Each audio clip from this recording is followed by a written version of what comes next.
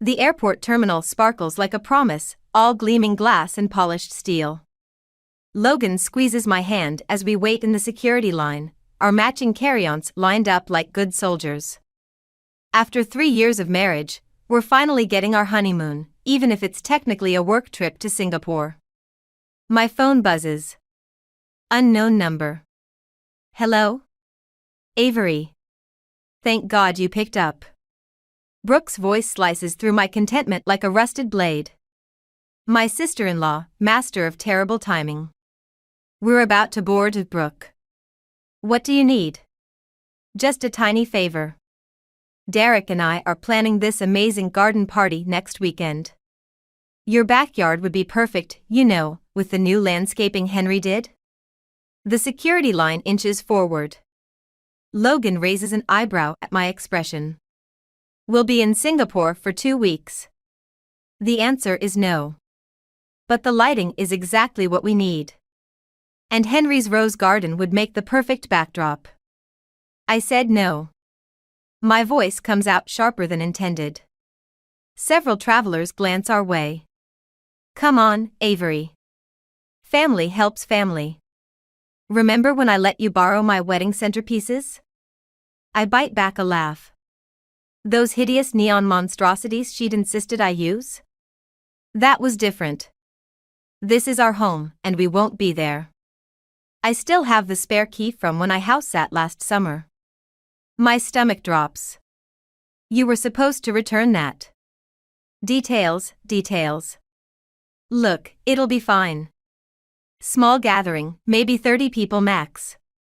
You won't even know we were there. Logan mouths, what's wrong? I shake my head, stepping forward as the line moves again. Brooke, I need to go. Do not use our house while we're gone. I mean it. You're being ridiculous. What's the point of having this gorgeous space if nobody gets to enjoy it? Derek's already sent out some invites. I hang up. The phone immediately buzzes again. I silence it. Everything okay? Logan asks, his face creased with concern. Your sister. The words come out like stones. She's planning to throw a party at our house while we're gone. His jaw tightens. I'll talk to her. But I know it won't matter. Brooke operates on her own frequency, deaf to words like no and boundaries. As we finally reach the security checkpoint, I'm already calculating the damage she'll do this time. The last party she threw, at our mother's house, ended with broken antiques and wine-stained walls. I should call Henry, warn him about his beloved rose garden. But something darker whispers in my mind, let her do it. Let her cross this line. Because this time, when she does, I'll finally have reason enough to cut her out of our lives for good. The thought should make me sad. Instead, it feels like freedom. 14 hours into our flight, Logan's phone chimes with a text. His sharp intake of breath jerks me from my half-sleep. Mother just sent me photos from their barbecue. He tilts the screen. They're at our house. The images blur before my eyes, dozens of people sprawled across our backyard, drinks in hand. A massive inflatable pool sits where Henry's prized hydrangeas should be. My stomach churns at the sight of Derek manning a grill dangerously close to the rose arbor. I thought you talked to her. My words come out like ice. I did. Brooke told Mom we'd given permission. Logan runs a hand through his hair. Said we changed our minds last minute. Of course she did. Just like she told everyone I'd approved her using my wedding dress as a Halloween costume last year. Found it slashed to ribbons, covered in fake blood. Remember Christmas? I ask, though I know Logan would rather forget. When they brought those fireworks? That was different. Derek was? Drunk? Like he always is? I grab my phone, pulling up photos from that night. Your mother's curtains caught fire. Brooke laughed it off as adding excitement to the holiday. Logan's jaw tightens. What do you want me to do, Avery? She's my sister. I want you to stop making excuses for her. A flight attendant pauses at our row, offering water. We both shake our heads. You don't understand, Logan says after she passes. Growing up, Brooke was always the one taking care of me when Mom worked nights. She's not bad, she's just selfish? Entitled? A 37-year-old woman who acts like a teenager? More photos arrive. Someone's strung fairy lights through Henry's apple trees, the ones he's been nurturing for decades. In one shot, Brooke poses beside them, champagne bottle in hand, wearing that familiar look of innocent mischief. I'm calling Henry, I decide. Logan grabs my wrist. Don't. It'll only escalate things. Things are already escalated. I yank free. She's destroying his garden. Your mother enables her, Derek encourages her, and you, I stop, the weight of unspoken accusations hanging between us. I what? You choose her. Every time. The cabin air feels suddenly thick. Logan stares straight ahead, his profile rigid against the darkened window. That's not fair, he finally says. But it is. And we both know it. As more photos appear, faces I don't recognize lounging on our patio furniture, drinks balanced on Henry's handcrafted planters, I make a decision. This isn't about revenge anymore. It's about consequences. I dial Henry's number, ignoring Logan's protest. Sometimes burning bridges is the only way to stop people from crossing them. Henry doesn't answer my call. Instead, my phone lights up with Brooke's number, a video call this time. I answer before Logan can stop me. Avery. You have to see this. Brooke's flushed face fills the screen, music thumping in the background. We turned your boring garden into something magical. The camera swings wildly, revealing what looks like 100 people crammed into our backyard. Smoke billows from somewhere off-screen. My throat closes as I spot Derek atop Henry's handcrafted pergola, swinging from the beams like it's a jungle gym. Get him down, I manage through clenched teeth. Now. Oh, relax. We're celebrating Logan's promotion early. You should be thanking me for. The feed suddenly jerks, followed by a sickening crack. Screams erupt. The phone tumbles, giving me a dizzying view of fairy lights, then darkness. Brooke? Logan grabs the phone. Brooke. The call dies. We spend the next 20 minutes trying to reach anyone, Brooke, Derek, Megan, Henry. Nothing. Then a text from Megan, ambulance here. Derek fell. Pergola collapsed. Henry's roses on fire. Come home now. Logan's already flagging down a flight attendant, but I'm stuck on one detail, Henry's roses. The ones he planted when his wife died, tending them daily for 15 years. The garden he designed as my wedding gift, pouring his grief and love into every bloom. We can't change flights, the attendant explains. We're over the Pacific. Another 8 hours minimum. Logan slumps back, pale. This is my fault. I should have been firmer with her. No, I say, surprising us both with my calm. It's time Brooke faced consequences. Real ones. My phone buzzes again, Henry this time. His message is brief, called the police. Pressing charges. Logan reads it over my shoulder, his breath catching. You can't let him do that. She's family. Family doesn't destroy what others love. I show him new photos arriving from Megan, the pergola in splinters, Henry's garden ablaze. Derek being loaded into an ambulance while Brooke wails dramatically beside him. She needs help, not punishment, Logan argues. She needs both. I text Henry back, do what you have to do. Logan stares at me like he's seeing a stranger. Maybe he is. The old Avery would have backed down, smoothed things over, absorbed the cost of Brooke's chaos like always. But watching flames consume Henry's roses through my phone screen, I feel something shift inside me. A lifetime of carefully maintained peace crumbling like that pergola. Sometimes, I tell Logan, love means letting people hit rock bottom. He turns away, but not before I see tears in his eyes. 8 more hours trapped in this metal tube, watching his sister's destruction unfold through text messages and photos. 8 hours for both of us to realize our marriage might not survive this fall. The Singapore hotel room feels like a prison cell. Logan paces while I scroll through an endless stream of messages. Derek's in surgery, broken leg, fractured ribs. The police report mentions alcohol, property damage, and reckless endangerment. My phone rings. Megan. How could you? Her voice trembles. Having Henry press charges? They're talking about jail time, Avery. Jail. Logan stops pacing, watching me. Derek could have died, I say. The fire department said. Brooke's devastated. She keeps saying she just wanted to make Logan proud, to show everyone she could host something special like you always do. The words hit like a slap. I think of all my carefully planned dinner parties, the garden soirees that always earned praise while Brooke's attempts ended in chaos. She's at the hospital now, Megan continues. But the police want to question her once Derek's stable.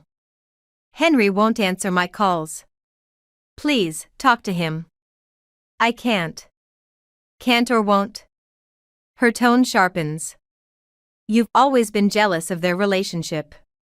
The way Logan lights up around his sister, how she makes him laugh like you never can. Logan grabs the phone. Mother, stop. But the words burrow deep. Because sometimes, watching Logan and Brooke together, I do feel like an outsider. Their private jokes, shared memories, the way they finish each other's sentences. My laptop chimes, an email from Henry. Photos of the damage. The pergola's destruction revealed charred rose bushes underneath. Decades of careful cultivation reduced to ash. His message is brief. Insurance adjuster estimates $47,000. Police want to know if I'm pressing charges. Your call. Logan rids over my shoulder. Jesus. He sits heavily on the bed. We could pay for it. I've got savings. That's not the point. Then what is? Revenge? Making my sister suffer? Making her face consequences. Finally. His laugh is bitter. Right. Because you're so perfect. Never made a mistake, never needed forgiveness. I've never burned down someone's legacy for a party.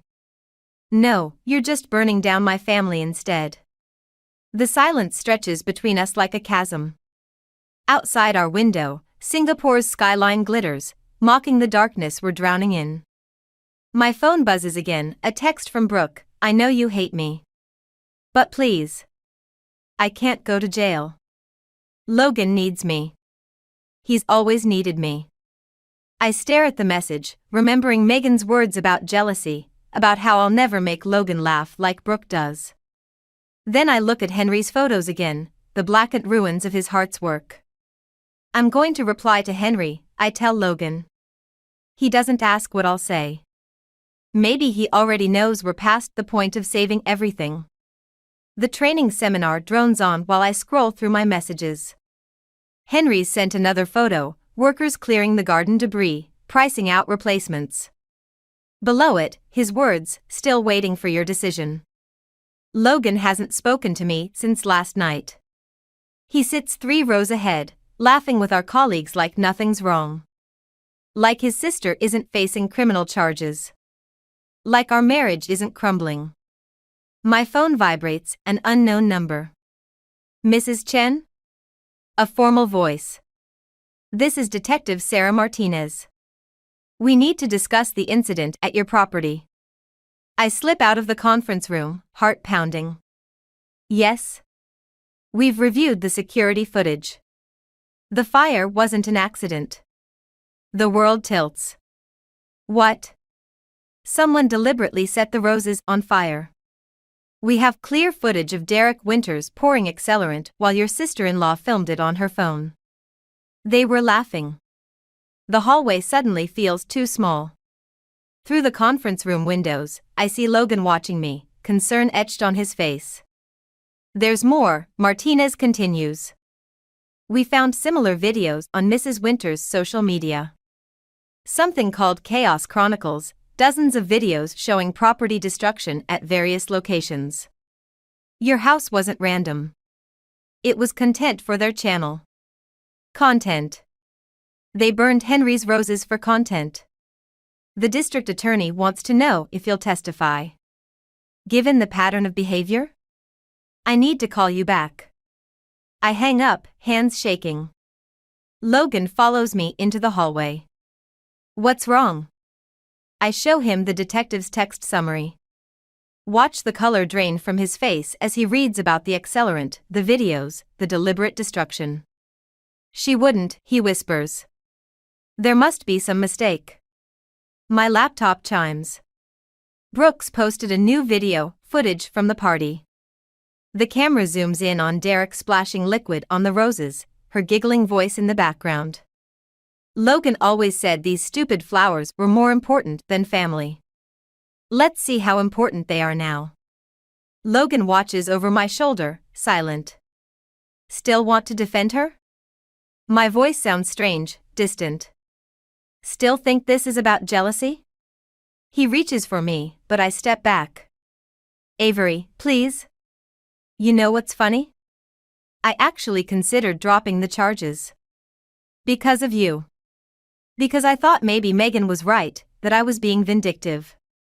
We can fix this. No. I pull up Henry's number. We can't fix people who don't think they're broken. As I dial, Logan grabs my wrist. Whatever you're about to do. Choose, Logan. Right now. Her or me. His grip loosens, and in that moment of hesitation, I have my answer. I press call, watching my husband's face as I tell Henry to proceed with charges. Sometimes burning bridges means burning everything you love along with them. Our return flight lands in silence. Logan hasn't spoken since I made the call, just stared out the window like he's searching for escape routes in the clouds. The police are waiting at baggage claim, Detective Martinez and 2 uniformed officers. Mrs. Chen. Martinez steps forward. We need you to identify some evidence. They lead us to a small room where a laptop plays security footage. The timestamp shows 3 a.m., 3 nights ago. Derek staggers into frame, carrying gas cans. Brooke follows, phone raised high, narrating. Time to make boring perfect Avery's garden Instagram-worthy. Her voice crackles through speakers. Show them what real entertainment looks like. Logan makes a sound like he's been punched. On screen, Derek douses the roses while Brooke cheers him on. The flames start small, then explode upward when they hit the pergola's dried wood. Turn it off, Logan whispers. There's more, Martinez says. Earlier footage shows them breaking into your house. They accessed your safe. My head snaps up. What? She slides over photos, our bedroom ransacked, the safe open. Inside had been our passports, emergency cash, and my grandmother's jewelry. Henry's wife's pieces, promised to me on my wedding day. We recovered most items from local pawn shops, Martinez continues. But some pieces are still missing. Logan stands abruptly, knocking his chair back. This isn't right. Brooke wouldn't. She did.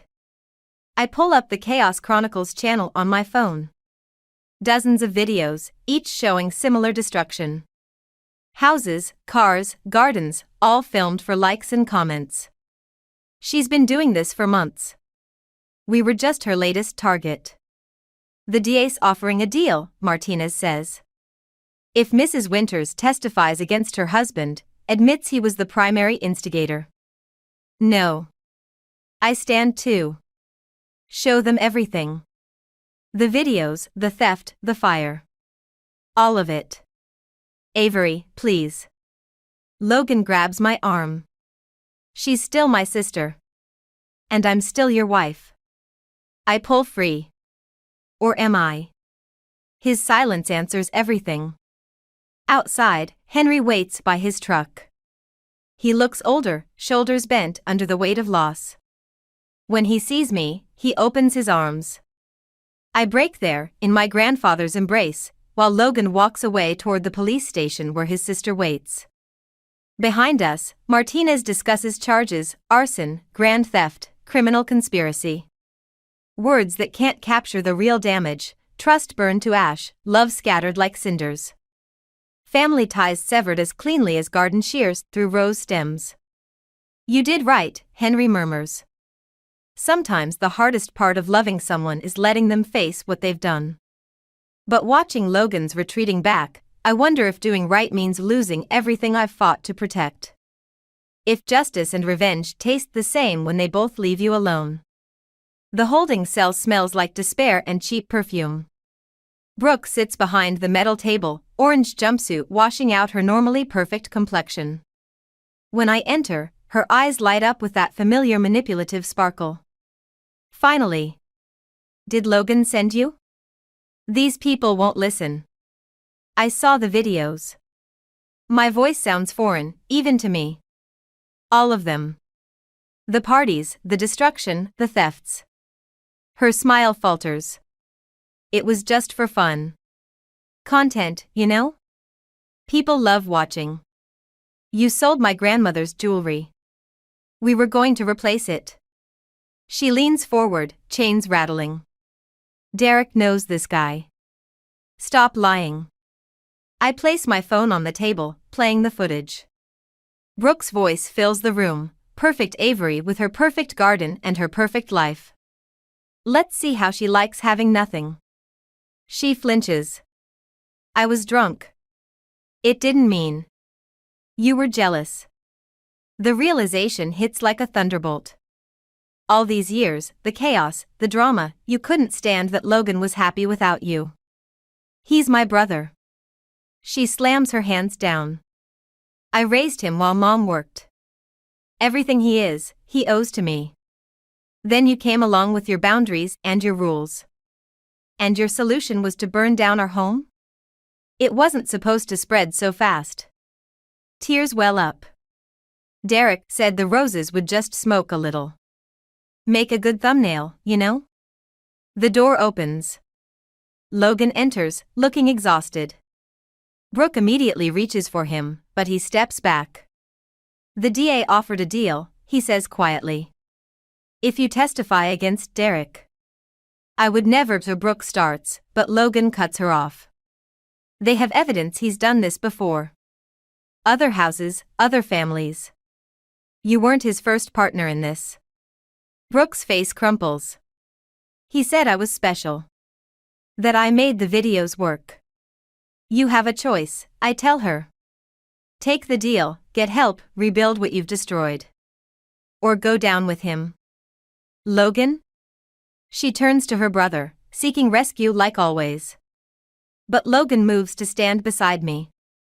I can't fix this for you, Brooke. Not anymore. She stares at us, united for once, and something shifts in her expression. The manipulative mask cracks, revealing something raw underneath. I just wanted to matter, she whispers.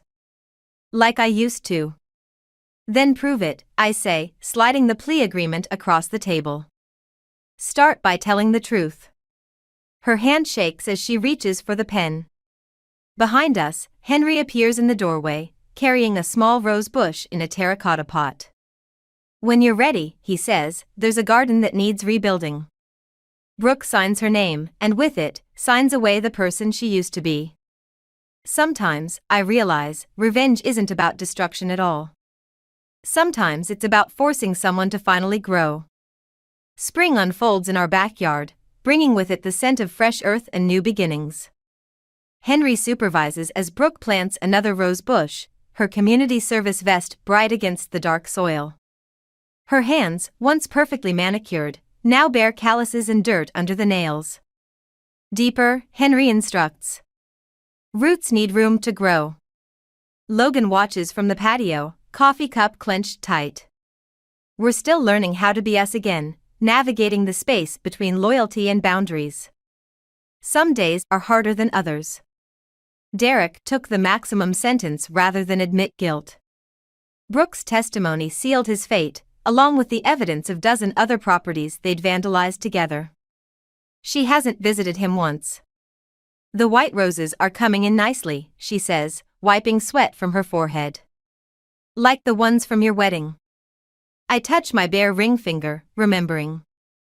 Logan and I aren't wearing our bands right now, a mutual decision while we work through things in therapy.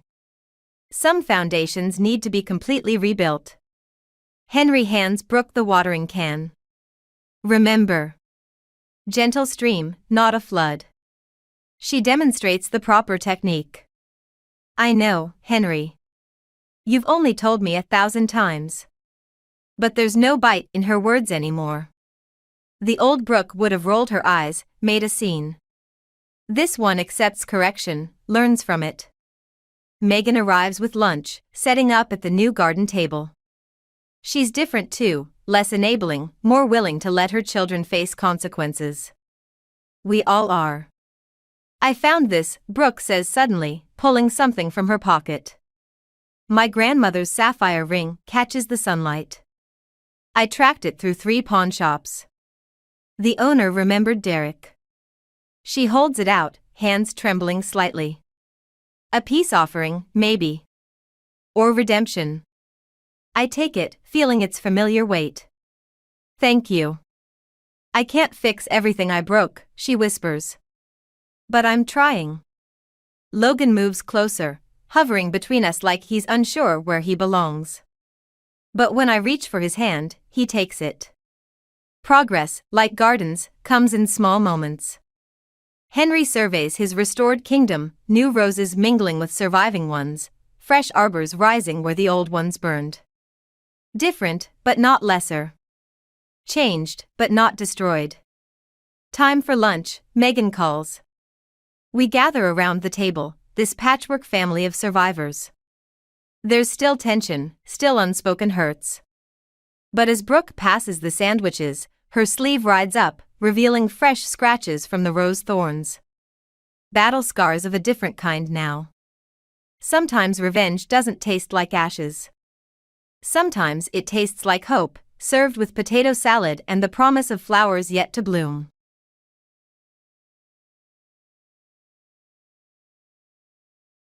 You'll be paying for my suffering because you couldn't keep up your beauty. Dad, I don't understand what you're saying. My name is Michelle. Right now, I feel a profound sense of accomplishment. Today, I finally paid off our mortgage. When Daniel and I first married, we took out a 35-year mortgage, splitting it evenly between us.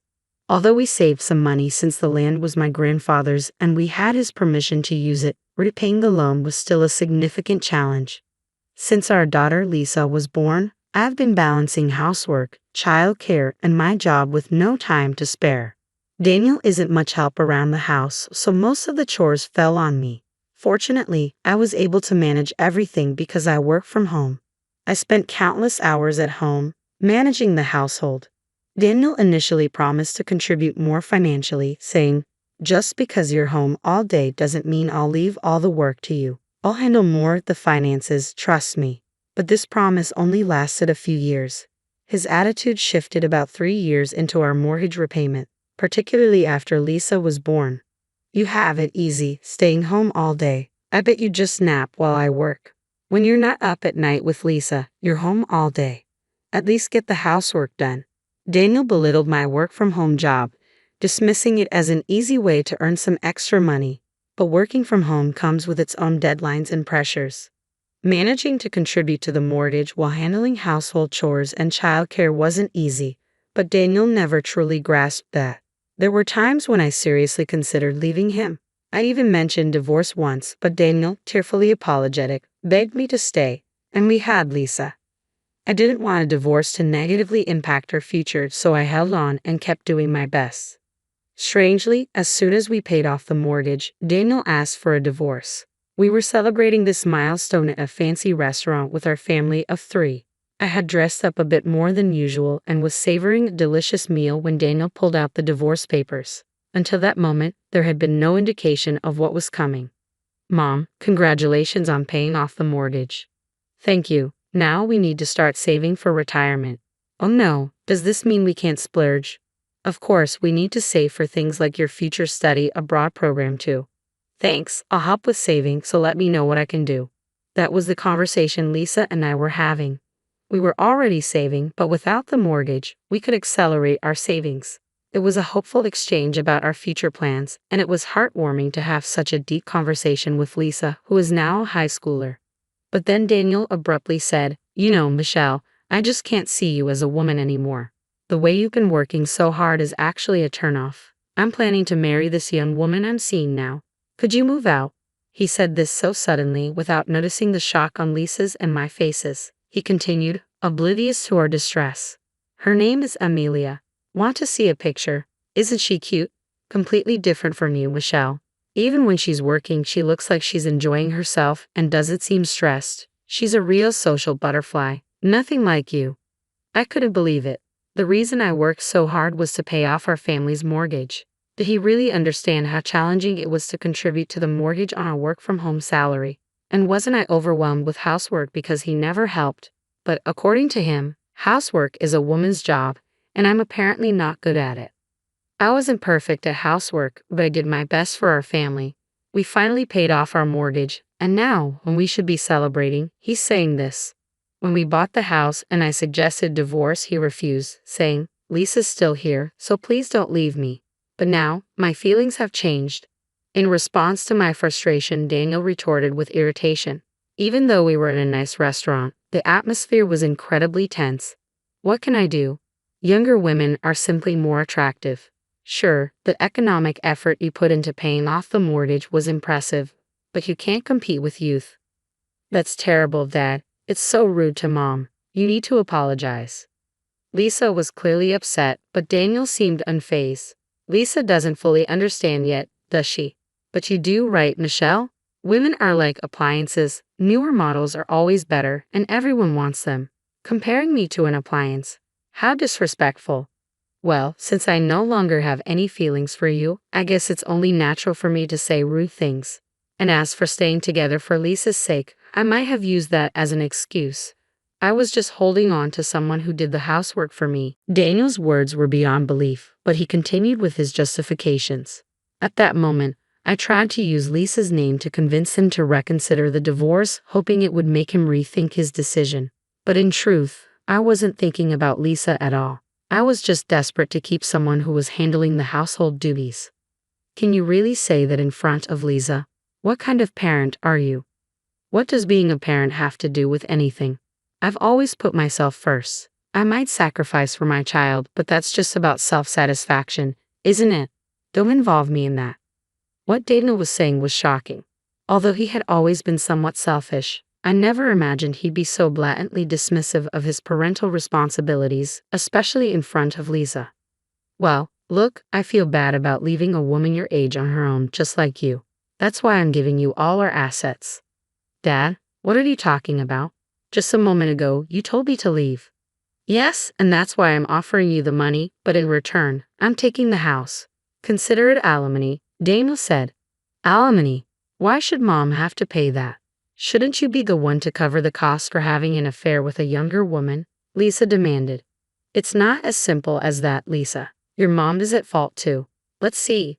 The reason for the alimony could be her failure to stay attractive, right? Oh, and let's add the crime of prioritizing her daughter over her husband. Daniel laughed loudly, taking a sip of his drink. Lisa was visibly furious at his attitude, but strangely, I felt strangely calm, or maybe my thoughts were just frozen because I couldn't grasp what was happening. It was all so incomprehensible. Daniel seemed like a stranger to me. Daniel said, I'm giving you all the money, but since we prioritize mortgage repayments, there isn't much cash left. I'll be keeping the house for myself. The alimony is for not staying attractive and for putting Lisa before me.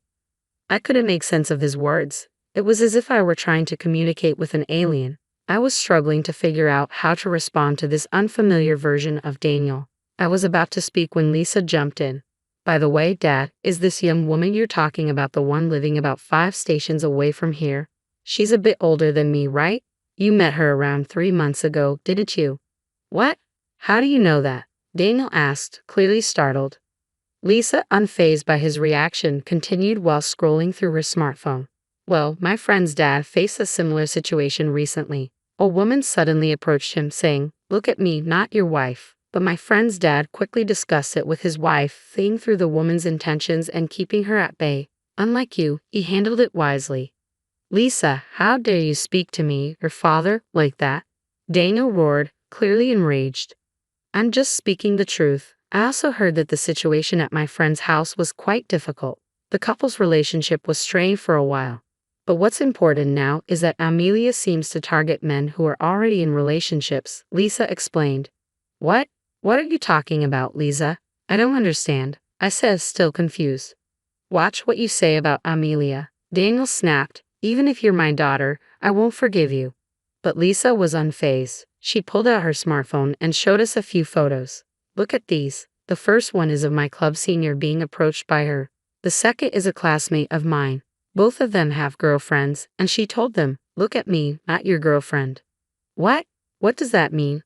She seems to enjoy stealing other people's men. It's not about liking Dad, it's about the thrill of taking someone away, Lisa said.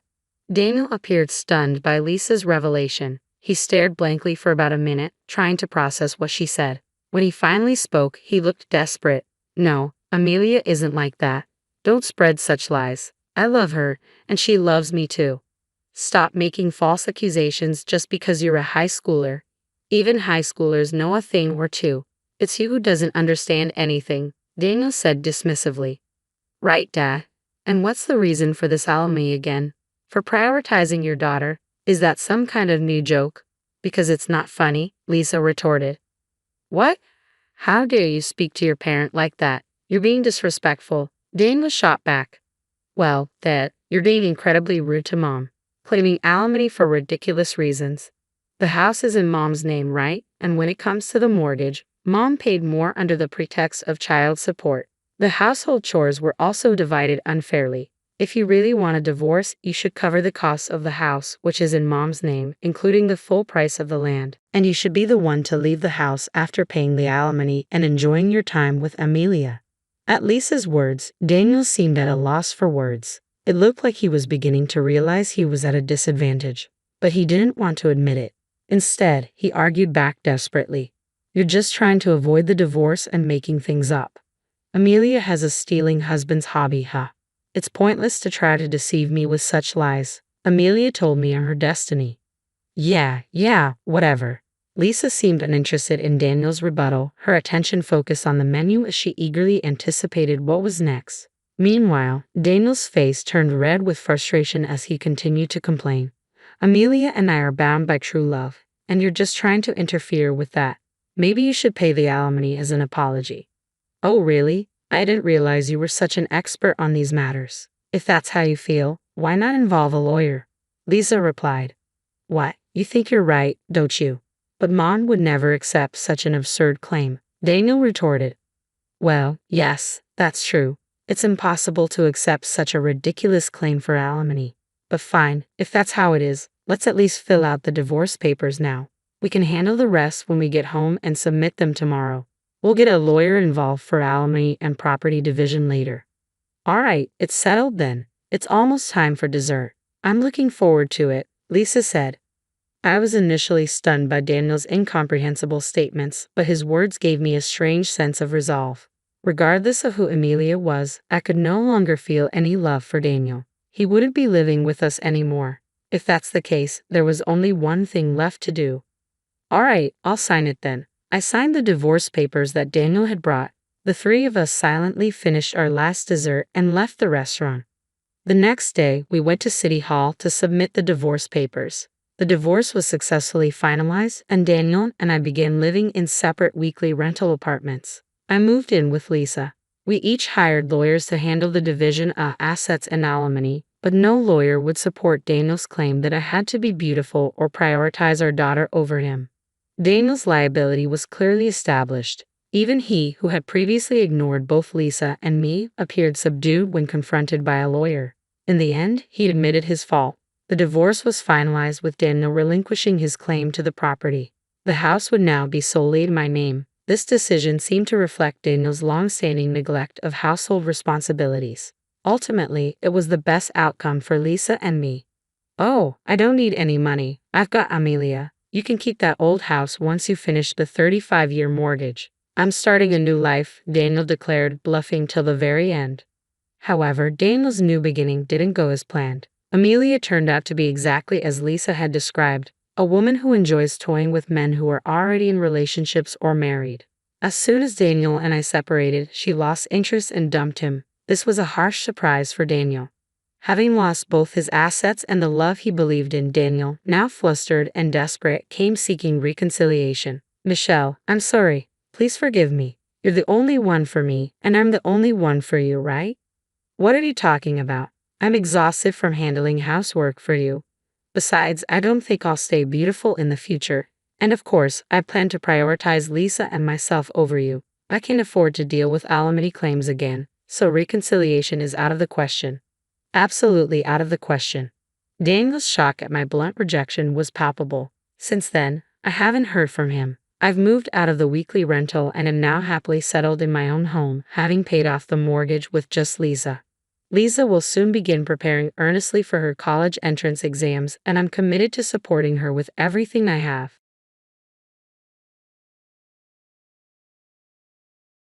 We arrived at the reception hall, brimming with excitement for the ceremony, but soon encountered an unexpected issue. There was a seat reserved for my husband, but none for me. I checked the area several times, but my seat was nowhere to be found. Just then, Mary approached. "Is everything okay?" "Mary, you arrived just in time. It seems there's no seat for me." Mary, with a half smile, replied, "No seat? That can't be right." "What do you mean?" I asked, taken aback. "I'm Sharon, a 34-year-old housewife. I've been married to Peter for 7 years, and after a long wait, we welcomed our adorable daughter last year. The experience of childbirth was challenging, but our little girl is worth every bit of it. Peter adores her too and makes it a point to come home at the same time each day. He's very involved in parenting, which has been a huge help. My dear, please give this to my niece." "Oh, you're here again? But my niece is just so adorable." "No," my younger brother, who often drops by our place, replied. "There's a 5-year age gap between Noel and me. Since our parents are no longer with us and we have no other relatives, it's just been us. Our parents divorced when we were young, largely because our father struggled with alcoholism and became violent towards our mother. She decided that divorce was the best option for our well-being, despite the difficulties of raising 2 children on her own. Working 2 jobs to support us was no easy feat, but her hard work paid off, allowing Noel and me to build our own lives as adults. Unfortunately, the stress took a toll on her, and she passed away from cancer about 5 years ago. Despite everything, I like to think she found some comfort in knowing that her children were doing well. It meant a lot to me to be able to show her my wedding dress before she passed. We had always been there for each other, and our family bond was incredibly strong. Noel and I promised to live our lives as happily as possible in her honor, and now, living each day this way, I find true happiness." "Oh, that's a lovely apron." "Thank you. I guess I do have good taste," I replied with a grin. "Stop being so cheeky. Don't you have anything better to do on the weekend? How about going on a date or something?" I joked with my brother, only to receive an unexpected response. "Actually, I came here today because I have something to tell you." "Oh, what is it?" "Well, I'm thinking about getting married." "What?" I was taken aback. I had never expected this from my brother. It completely caught me off guard. "Can I come over next Saturday to introduce her to you and Peter?" "Of course. I'll check Peter's schedule too." "Thanks." After my brother left, I felt a surge of emotion. I had always looked after him at home while our mother worked, so my role felt more like that of a guardian than a sister. It's a momentous occasion for me to hear about my dear brother's upcoming wedding. I'm eagerly looking forward to Saturday. Since Peter has the day off, we'll be able to meet them together. On the day of the visit, I was full of anticipation, anxiously checking the time. "Sharon, you've been so restless. It's just Noel bringing his fiancé over, right? You're making me nervous." Don't worry, Peter. I'm sure Noel isn't expecting me to be this anxious. Maybe, Peter agreed, just as the doorbell rang. My brother and his fiancée arrived about 5 minutes later than planned, and my heartbeat quickened. When I opened the door, I saw a stunning woman standing beside my brother. Hey sis. Welcome. Why do you seem so nervous? Me? I'm not nervous at all.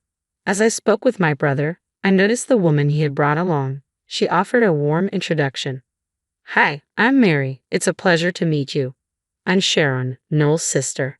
After exchanging brief greetings, I showed them into the living room where my husband was waiting. He greeted them with a friendly smile. I'll make some tea. Oh, we brought some sweets. Let's enjoy them together. Thank you. I'll prepare the tea and sweets. Once everything was ready, we gathered around the dining table to chat. Mary, who was quite beautiful and poised, looked a bit anxious, glancing around the room nervously. So, how did you two meet? Through work. Mary was a receptionist at a client's office where I was working. My brother and Mary answered, both with a hint of blush. My husband chimed in, managing negotiations and finding a fiancé. Well done. Peter, that's one way to put it, my brother said with a chuckle. I burst out laughing, and Mary joined in. Peter's comment eased the slight tension, making the atmosphere more relaxed. By the way, Mary, how old are you? I turned 24 this year. Oh, so you're 5 years younger than Noel, and a full decade younger than me. Do you plan to continue working after the wedding? Actually, no. I'm going to quit. Really? It's quite common for women to keep working after marriage these days. That's a bit unusual. I don't need to work since Noel has a stable job at a major company and my family is quite well off. Her true personality was starting to emerge, revealing a side different from my initial impression. And you're not working right now, are you? No. I left my job after having my daughter, but I have been with the company for about 15 years. What? 15 years? How old are you now? I'm 34. Wait, so you're a high school graduate? Mary's expression suddenly became tense. Yes, that's right. Oh, a high school graduate, I noted, sensing a condescending tone. However, Noel quickly stepped in. Sharon started working right after high school for me. We discussed it before. Back then, we were struggling financially, and Sharon sacrificed a lot for me. Please don't look down on her. I wasn't looking down on her. I was just surprised because I haven't met anyone like that before. Noel's defense had created an awkward moment. I tried to ease the situation, saying, It must seem unusual to you, Mary. Mary added, Yes, exactly. I did mean it negatively. I was just taken aback. Noel seemed to accept this and responded, Oh, okay, as long as that's the case. To shift the conversation, I asked, Mary, what does your father do? My dad is the editor-in-chief of a publishing company called Double X, Mary said proudly. Wait, that publishing company? I noticed something but decided not to mention it to avoid further awkwardness. Mary clearly takes pride in her father's successful career and often boasts about it when discussing her family or home. Mary seemed genuinely pleased, almost smug. It even felt like her nose had grown a bit longer since she first arrived. Anyway, that's how the meeting to announce my brother's engagement concluded. After saying goodbye to Noel and Mary, I collapsed onto the sofa. I'm exhausted. You did great. I'll make some coffee, my husband said, gently rocking our daughter in his arms. Thanks. I just hope Noel will be okay, I said, watching as he carefully placed our daughter in the crib. Why do you think Mary might be a problem? She did seem a bit condescending. I hope they manage well. Well, Noel did address that pretty quickly, so hopefully that will be sorted out. Even as I said this, I couldn't shake my concern. Noel and Mary came from very different backgrounds, so their differing values might lead to misunderstandings, despite Noel's success. Ultimately, it's Noel's life, and he has to make his own decisions. As his sister, all I can do is support him from the sidelines. Several months later, Noel and Mary visited us again. What brings you here unexpectedly? We came to give you this today. What's this? Noel handed me a wedding invitation. Wow, you're finally having the ceremony. We're excited to be there. Of course, I wouldn't miss it. It's my dear brother's big day. As I started to get excited, Mary cut in. But you don't have any relatives to rely on, and you can't bring your baby to the wedding, can you? Her concern seemed genuine, but the way she said it felt more like, Are you really coming? Oh, don't worry. We'll leave her with my mother-in-law. Mary's response was a disappointed murmur. I see. What's wrong, Mary? You seem off, Noel observed as Mary's demeanor shifted. Do I? I'm just tired, she replied with a strained smile. We've been rushing to get everything done because of our conflicting schedules. To lighten their load, I suggested, why don't you head home and get some rest? Thanks for the invitation. Honestly, I wasn't eager to spend more time with Mary, who clearly didn't like me. But since she was the woman Noel had chosen, I kept my reservations about their marriage to myself. When the wedding day arrived, my husband and I went to the venue. Seeing Noel look so handsome walking down the aisle with Mary brought me to tears. I had always cared for him like a mother, and I thought, Mom, look at how grown Noel is. I imagined our mother watching from heaven, deeply moved by the ceremony. We headed to the reception, eager for the ceremony, but encountered an unexpected problem. While there was a seat for my husband, there wasn't one for me. I searched multiple times but couldn't find it, so I had to inform the venue staff. Despite their checks, they confirmed there was no seat reserved for me. Isn't it odd that the groom's sister's husband has a seat, but not the groom's sister? My husband questioned the staff. They showed us the seating chart provided by Mary and Noel. At that moment, Mary approached. What's happening? Oh, Mary, you arrived just in time. It seems there's been a mistake, and I don't have a seat. Mary laughed and said, a mistake. There was never a seat reserved for you. What? I was stunned by her words. What do you mean? I asked, but Mary's expression grew cold. When Noel is with you, he's neglectful towards me and spends all his money on your niece. That can't be true. Noel buys things for our daughter, but they're not extravagant or frequent. That's not the issue. Your presence diminishes my happiness. Please leave. Mary glared at me with disdain. What a dreadful woman. Is it possible for someone to be so cruel based on misunderstandings? I hate that my dear brother is marrying someone like this. Just then, a man rushed over, exclaiming, Hey, Mary, what's going on? Huh? Dad, why are you so panicked? It was Mary's father, who also had some connections with me. You didn't say something rude to this lady, did you? Huh? This lady, she's the bothersome old hag interfering with my happy marriage. What? Apologize to her right now. What's wrong with you, Dad? I'd had enough of their arguing, so I turned to Mary's father and said plainly, Editor-in-Chief, I'd like to end my column with this week's issue. I am deeply sorry. She was disrespectful. We'll do whatever it takes to make amends. Please don't quit, Mary's father pleaded. Mary stood there, stunned. I had become quite popular after successfully losing weight and sharing my beauty tips on social media. Recently, I posted about post-maternity self-care routines, which gained significant attention. I had been writing an article for a magazine where Mary's father works as the chief editor. My articles had boosted the magazine's sales, and I had been a consistent contributor. I didn't realize Sharon's younger brother was my daughter's fiancé. Oh, you didn't attend the family gathering, did you? You said it wasn't necessary for just a sister. I am truly sorry. If I had known it was you, Sharon. You don't realize that your words only highlight your poor character, do you? Mary's father was left speechless, standing there, dumbstruck. Anyway, I'd like to discuss my column with your company formally at a later time. Goodbye. With that, I left the venue, and my husband followed, stating that if I wasn't staying, he wouldn't either. Suddenly, my brother Noel came rushing over. Wait, why are you two leaving? I explained the situation to him. What? That can't be. When I was at home, I saw a seating chart with Mary's and your names on it. Looks like Mary must have shown you a fake seating chart, I said. Upon realizing this, Noel's face flushed with anger. He stormed back into the reception hall and called off the engagement, declaring, I can't marry someone who treats my sisters so poorly. Noel hadn't been splurging on his niece. It was Mary who was spending excessively. She bought anything she wanted, which seemed to be straining her finances. The extravagant wedding was only adding to the financial burden. Being blamed for spending on his niece wasn't fair to Noel. It was all Mary's doing. Noel announced to the guests that the event would now just be a regular dinner and then left. Afterward, there were disputes over the wedding costs, but I worked with Noel to address them. Although Noel ended up in a difficult position due to the breakup, the root cause was Mary's behavior. I decided to leverage my influence. I told Mary's father that if he'd agreed to cover all the costs, I would continue my column with the magazine. Mary's father agreed immediately, saying, Understood.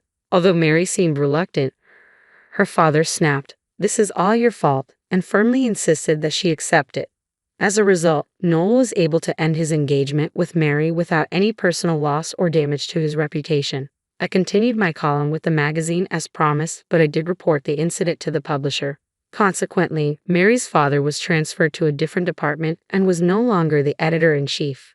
Mary was disowned by her father and forced out of the house. With no access to funds and unable to shake her excessive spending habits, she was likely to face serious financial trouble, but that was her own doing, and I had no sympathy for her.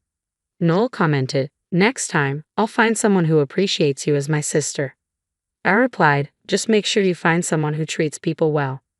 Noel laughed and said, "True, Mary was just an exception," while he comforted his niece. I was relieved that the situation was resolved and hoped Noel would find someone better in the future. As for me, I'll continue to focus on my family, working hard for my husband and daughter while wishing Noel the best.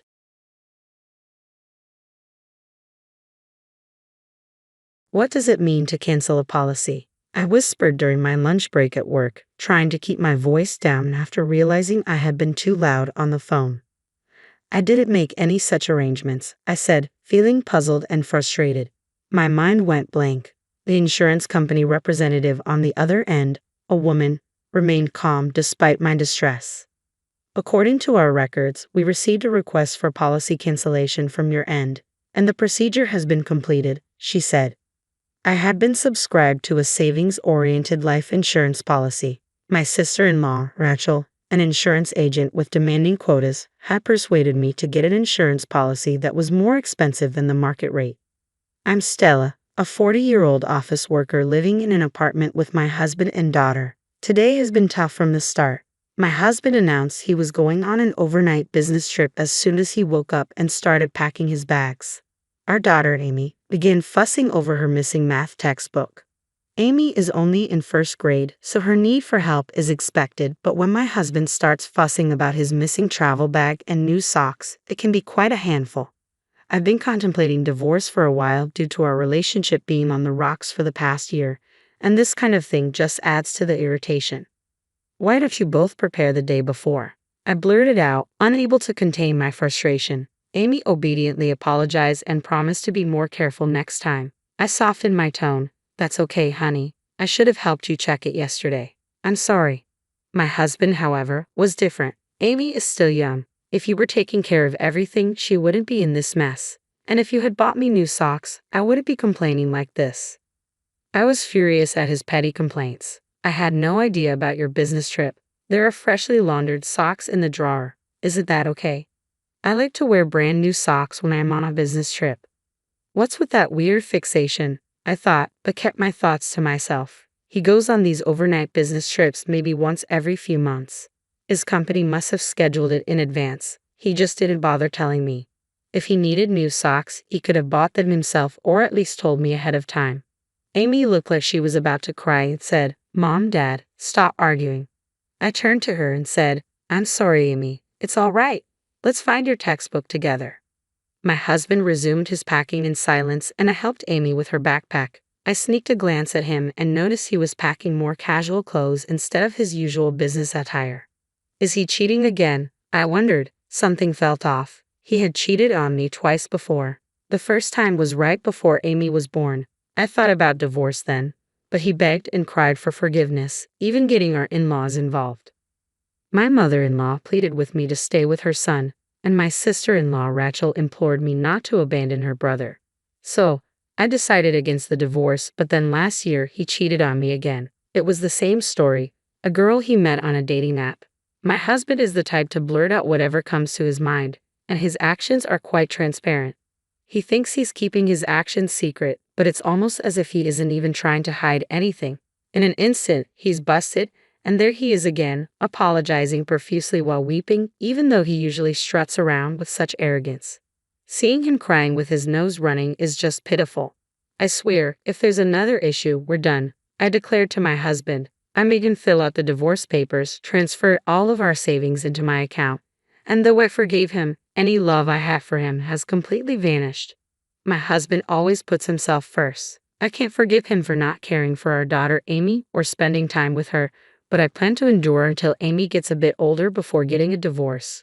In the end, Amy's math textbook was easily found inside her backpack. Amy left for school full of joy, but I was completely drained from the morning ordeal. I didn't have time to prepare my packed lunch, so I went to a deli near my office during my lunch break. That's when a poster from an insurance company caught my eye, and I suddenly remembered that my policy was the kind where you receive a celebratory cashback after a certain period. I think it should be deposited anytime now. I'm paying a hefty premium every month after all. Without such little joys, I wouldn't be able to continue. I wondered what I'd use the money for once it came in. I could buy Amy some new fall clothes. I started to feel a little excited. With a spring in my step, I dropped by the bank to update my passbook and found that not only was there no celebration money, but this month's insurance premium hadn't been deducted yet. That's strange. Isn't the premium supposed to be deducted the same month I received the bonus? Initially, I was simply baffled, but recalling my husband's shady actions this morning, I had a bad feeling and decided to call the insurance company. It turns out Rachel, my sister-in-law, was off for the day. Another woman picked up and filled me in, revealing the cancellation of my policy. She said the cancellation fee had already been paid, but I didn't see any such deposit in my account. The lady on the phone kept insisting that all paperwork was in order and that the insurance company had done everything by the book. It would be a huge issue if the policy was canceled without my consent. It felt like she was indirectly implying that the insurance company wasn't at fault. Let me make this very clear. I had absolutely no intention of canceling my policy. I'll check with Rachel and my husband, but you with the insurance company better confirm with Rachel too. I stuck it to them, then hung up. Before I knew it, lunch break was almost over. I didn't even have time to eat the lunch I'd brought from the deli, but my appetite was gone anyway, and I had other matters to attend to. I asked my boss if I could leave early, then I got down to completing the remainder of my work. I left the office a bit earlier than usual and immediately called my husband's cell phone. If he really was busy working and couldn't answer the call, that's just how it would have to be. Stella, why are you calling me? I'm at work. After a few rings, my husband picked up the phone despite grumbling that he was at work. There was upbeat, merry music playing in the background. I wondered why my husband thought he wouldn't get caught. This is absurd. I'm sorry about that. Hey, my life insurance was canceled without my consent, and there's no cash value. Do you know anything about this? I'm thinking I might have been scammed and I'm considering going to the police. What? The police? What the hell are you thinking? It was me, okay. I had suspected it was the work of my husband and Rachel, so I exaggerated my claims. My husband was startled and immediately confessed. I was somewhat relieved, but my anger began to rise. Oh, really? It was you? Where's the cash value then? I used it to support my mom. Support? Did something happen to my mother-in-law? Did she suddenly need money? No, she just said she wanted to take a family trip to the holiday resorts every now and then. A trip. I was surprised at the unexpected words. You canceled my life insurance without my consent for something like that. You used it for travel expenses. The business trip was a lie. Yeah, I'm the beneficiary, so I don't see a problem. We're all going to stay in a luxury hotel. I'm in the lobby right now, and there's an amazing chandelier. Maybe he thought it was okay to open up because he got caught already. My husband bragged in an excited tone. What the heck? I have a complaint. I have a lot of complaints. Why did you cancel without my consent? I'm the one paying the premium from my own salary, right? You guys should be able to afford your own travel expenses. Oh, shut up. After all, if something happens to you, I'm the one who gets the money, so it's my money. You're healthy, and you're not going to die anytime soon. You can just take out another policy.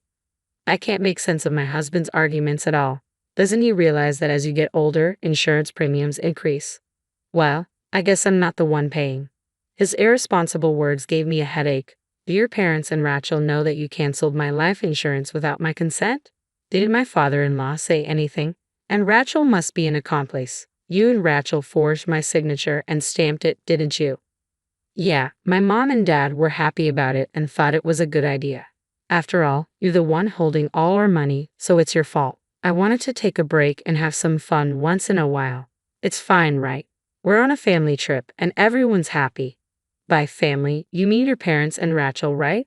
What about Amy and me? Isn't your family supposed to include us too? Insurance is for emergencies and I'd prefer not to use it. Shouldn't you have consulted me before using it for travel expenses? Because you would definitely say no. You and Amy are always together, so it's okay to have a change. Plus, Rachel said she wanted to set up a new life insurance policy for you, so I thought it was like killing two birds with one stone. That's convenient for you all, isn't it? Unbelievable. You're trying to justify this by making excuses. Aren't you embarrassed behaving like this? You're making it hard to talk with all your anger. What a pain. If you keep this up, I wouldn't mind getting a divorce. I bet you wouldn't follow through. Perhaps being in a tourist spot has emboldened him. My husband sounds more assertive than usual. Understood, I said, hanging up the phone. Get ready. I'm going to take action against my in-laws and my husband for everything that's happened, I muttered to myself. My patience had worn thin. My husband had taken my forgiveness for granted, repeatedly threatening divorce while continuing his disrespectful behavior. I had believed my in-laws were decent people and thought Rachel wasn't so bad despite her push for a costly life insurance policy. But no reasonable person would unilaterally cancel their daughter-in-law's life insurance and misuse the funds. This is what I get for marrying into this family. I'll sever all ties with them. I went straight to the courthouse. I kept the divorce papers my husband had filled out in my bag like a protective charm.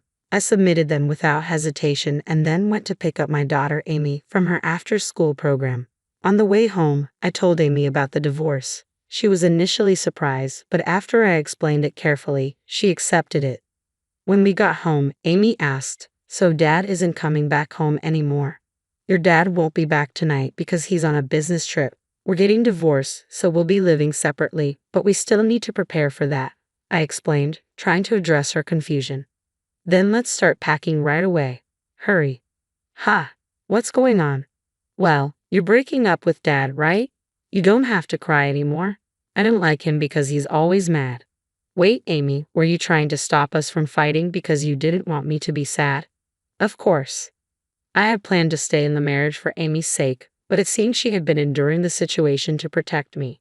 The reason she always tried to intervene in our fights was simply because she was worried about me.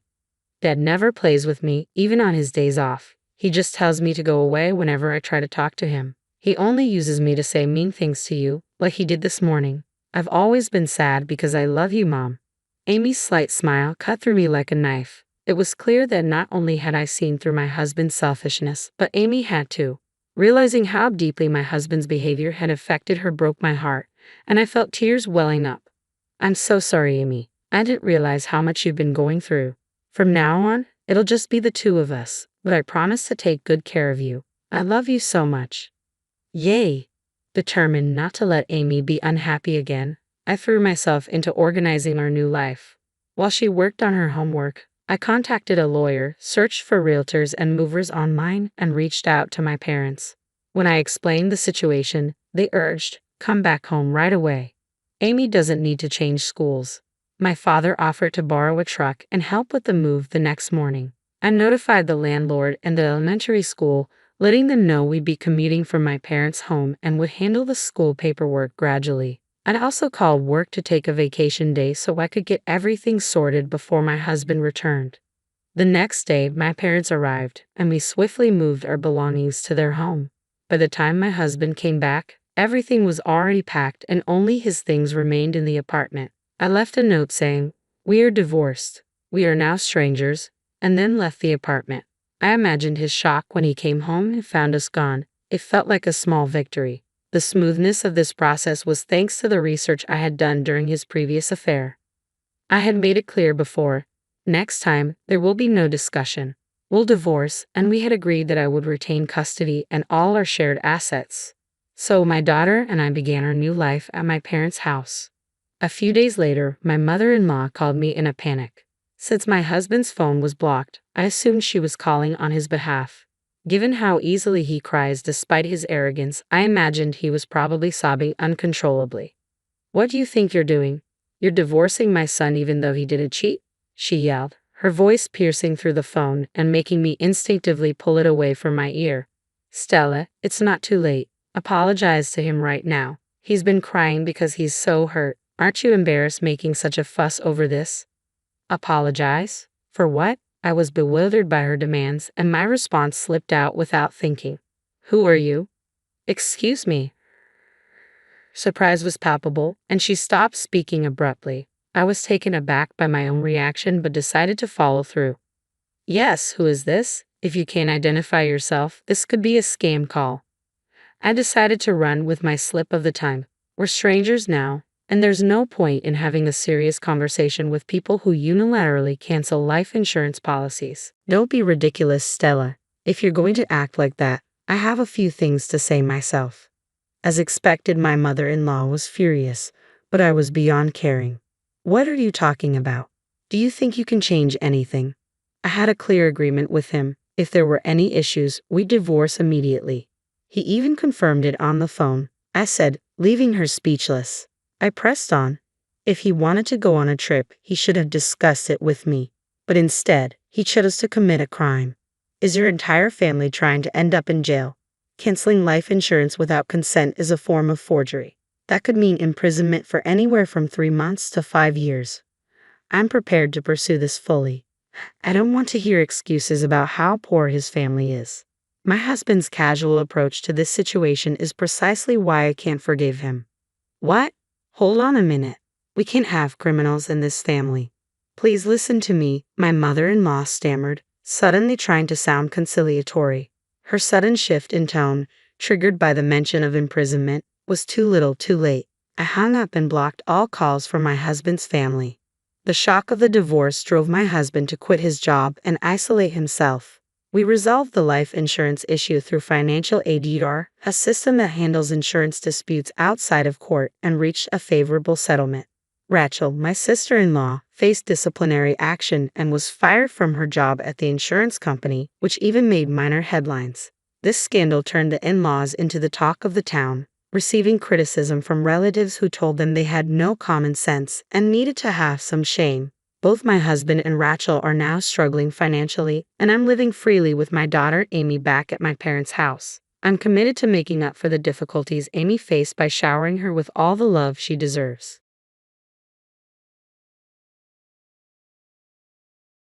When Walter and I arrived to visit my in-laws, my mother-in-law, who had come to pick us up from the airport, greeted us with a cold stare and said, "You can't ride in the car. You'll have to walk home." She dismissed us with a haughty sniff. The journey home was 3 hours on foot, far beyond what I was prepared for. Though unconfident in my physical abilities, this treatment felt like too much.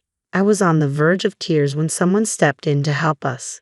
In the end, it was my mother-in-law who felt the sting of regret. My name is Jennifer. I'm 30 years old and happily married to Walter, who is 2 years younger than me. We met in college through the mountain club, where I fell for his charm and good looks. Walter is not only handsome but also quite popular with women, so I wondered why he chose me. Walter once told me, "Jennifer is steadfast and quiet even on the toughest climbs, and I admire that about her." Walter works for a prestigious corporation and earns a substantial salary. Since our marriage, our life together has been as joyful as our college days. However, there's one thing that nags at me. During dinner, Walter's phone rang.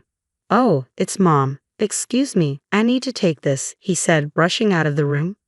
His mother calls him frequently, about every other day. She seems to dote on her exceptional son, and Walter is always attentive to her, which sometimes makes me wonder if he's a bit of a mama's boy. But given how much she invested in raising him, I try to be understanding and value her place in his life. However, our feelings seem to diverge. It became clear before our marriage during our first visit to my in-laws. "Humph, Jennifer is 2 years older than my son, nearly 30. How quaint," my mother-in-law remarked, clearly displeased by having an older daughter-in-law. Her dissatisfaction was evident throughout our visit. My father-in-law, trying to smooth things over, said, "It's fine. Love conquers all. Jennifer seems dependable and is perfect for Walter, who has his own vulnerabilities."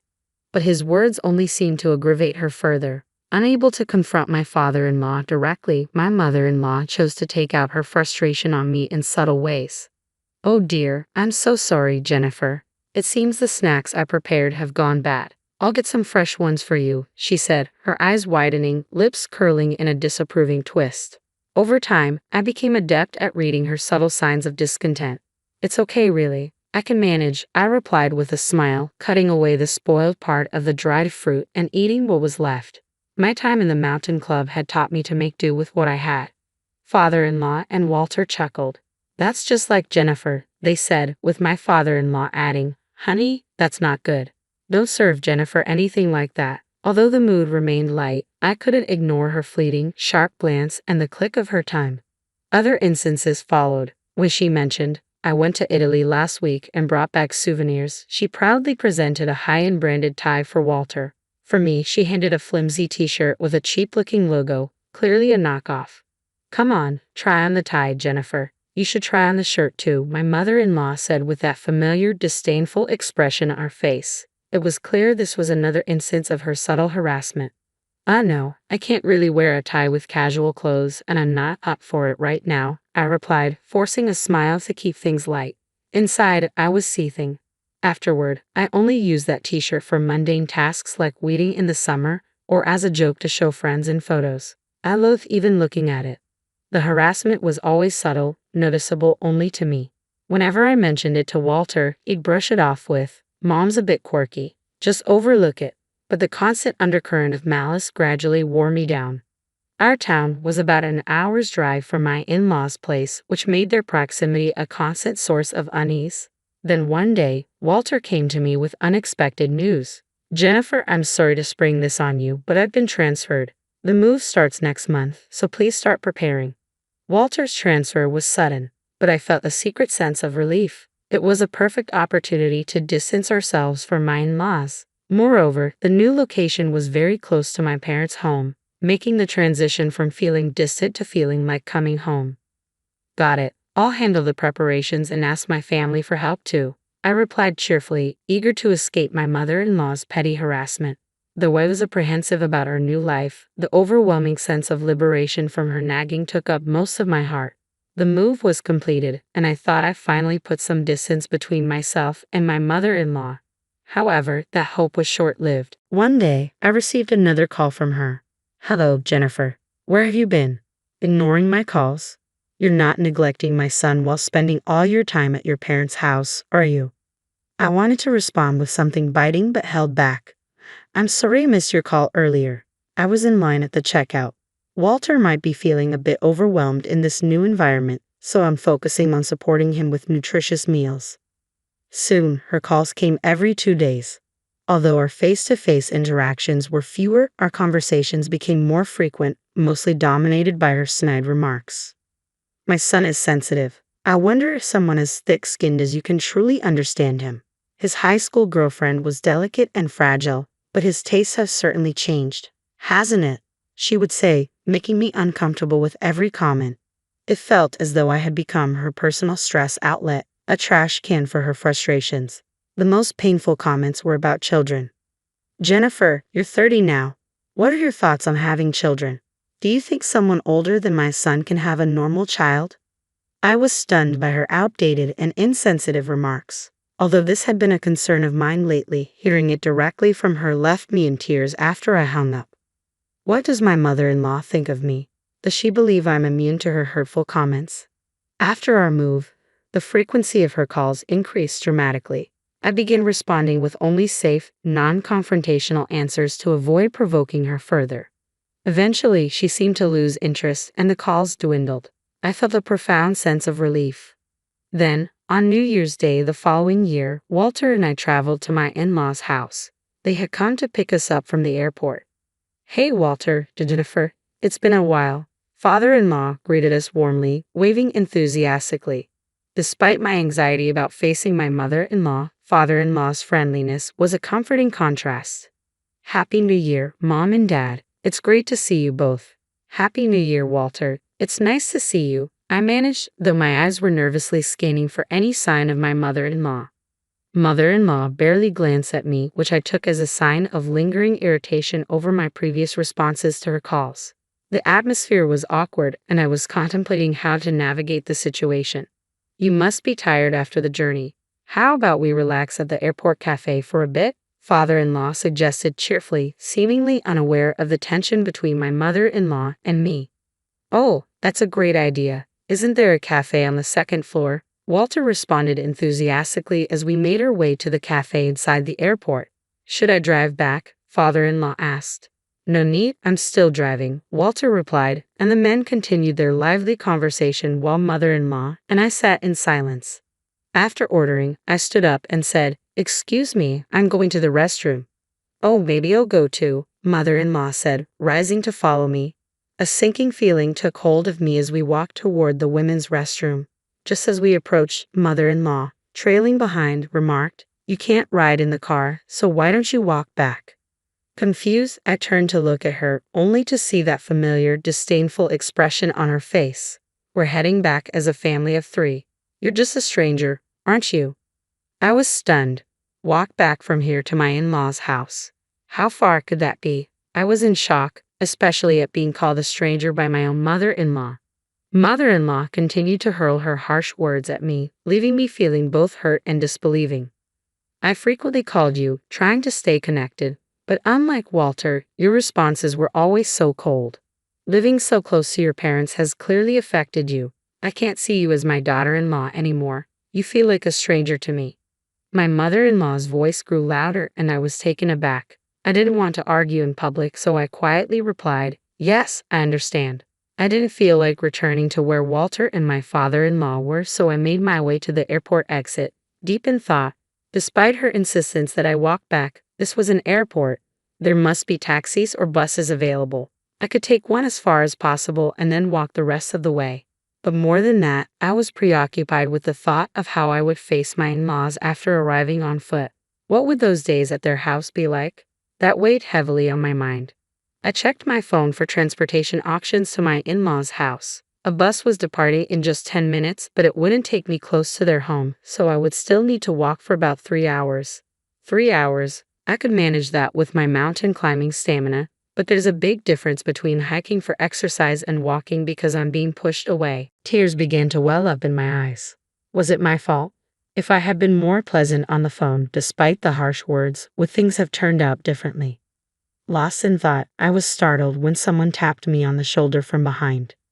"Jennifer, why are you out here walking?" It was my father-in-law's voice, gentle yet concerned. "I saw you and my wife talking at the restroom entrance," he explained. "When I saw you start to leave, I followed." Seeing the kindness in his eyes made the tears I had been holding back flow freely down my cheeks. "Jennifer, what happened?" I decided to be honest with him. I told him exactly what my mother-in-law had said, and his anger was palpable. "She said that to my son's wife." He was visibly upset. Then he said something unexpected. "I'll walk with you, Jennifer." Without hesitation, father-in-law stepped in front of me and began walking. Father-in-law, don't worry. I enjoy mountain climbing and used to hike with Walter when he was younger.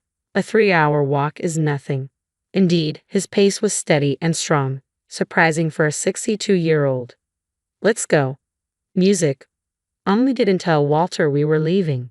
Is that alright? I suddenly realized I had left in a rush, forgetting to inform Walter. He'll be fine. She'll probably convince him to wait. I'll give him a call. With that, father-in-law pulled out his phone and began texting my mother-in-law, informing her that he was walking back with me and that the car keys were in his bag. As we waited for the bus, father-in-law's phone rang. He answered with a voice that barely concealed his anger. It was clearly my mother-in-law on the other end. "I heard what you said to Jennifer. If that's how it's going to be, I'm not taking the car either." I could hear my mother-in-law's frantic voice on the line trying to explain. "That's not what I meant. She just wanted to walk for exercise." Her excuse was infuriating. I was more bewildered than angry. "We'll discuss this when we get home," father-in-law said before ending the call and slipping his phone into his pocket. As father-in-law's phone was now unreachable, mine began ringing next. "It's probably mother-in-law calling," father-in-law said, looking at me. What could she possibly want now? To tell us to take the car? I'm definitely not answering. I chose to ignore the call as well. Father-in-law and I boarded the bus in silence, and after we got off, we continued walking. "This way is a shortcut," he said, leading the way. "There's a bit of a slope here, but let's do our best." With father-in-law occasionally giving tips, it felt like we were on a mountain climbing expedition together. However, I hadn't planned on such a long walk today and was wearing regular boots. Father-in-law was in leather shoes, which I knew would be uncomfortable over the long distance. I hardly spoke, but I did ask once. Father-in-law, are your feet all right? Won't walking so far in those shoes be painful? Father-in-law glanced down at my boots and then at his own shoes. Looks like we're both in the same predicament. I can't believe she made you walk such a long distance in those shoes. He shook his head, a mix of frustration and sympathy in his expression. We both considered calling a taxi but chose not to, wanting to make a point to my mother-in-law. But Jennifer, you're quite resilient, walking such a long distance without a word of complaint. Walter must have admired that strength in you, father-in-law remarked. His words lifted my spirits a bit. We continued walking, stopping to buy drinks from vending machines and snacks from a grocery store to stay hydrated. After about 3 hours, as the sun began to set, we finally arrived at my in-laws' house. Their car was parked outside. Mother-in-law and Walter were home, father-in-law called out as he opened the front door. Walter hurried over, concern evident in his face. Jennifer, I was worried. Why did you decide to walk back? Did you hear that from Mom? That's not what happened. Mom told Jennifer to walk back, father-in-law explained, visibly tired as he took a seat near the entrance. Mother-in-law emerged from the living room, looking pale and flustered. No, that's not what I meant. There's been a misunderstanding. I couldn't hold back any longer. What misunderstanding? You told me, since you can't ride in the car, why don't you walk back, didn't you? I spoke the truth plainly. I hated lying, and the situation reminded me of my mountain climbing days. A 3-hour walk was indeed good exercise. Walter glanced at my mother-in-law, clearly knowing that I wasn't the type to lie. All eyes were now on her, father-in-law's, Walter's, and mine.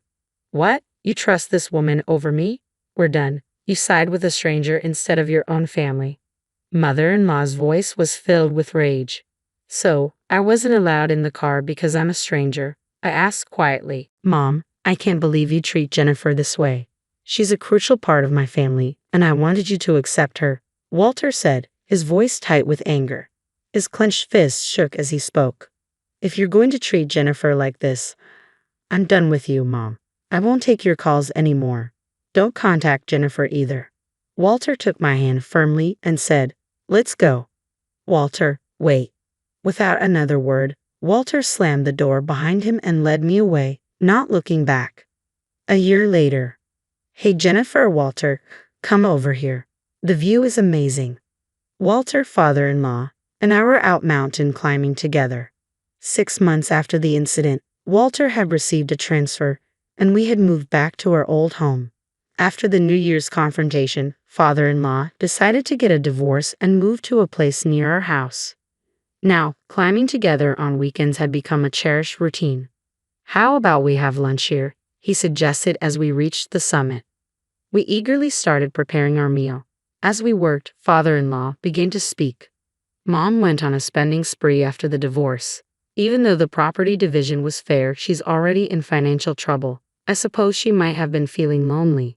The divorce was hard on her. Lots of tears and shouting. It's probably best for us to have some distance right now. She needs to expand her world. Otherwise, she tends to take her stress out on those closest to her. I listened quietly, absorbing the conversation. I'll cherish my own world so I don't end up taking my stress out on others, Walter said, his voice resolute. As I looked out at the breathtaking view with my beloved family, I made that resolution in my heart.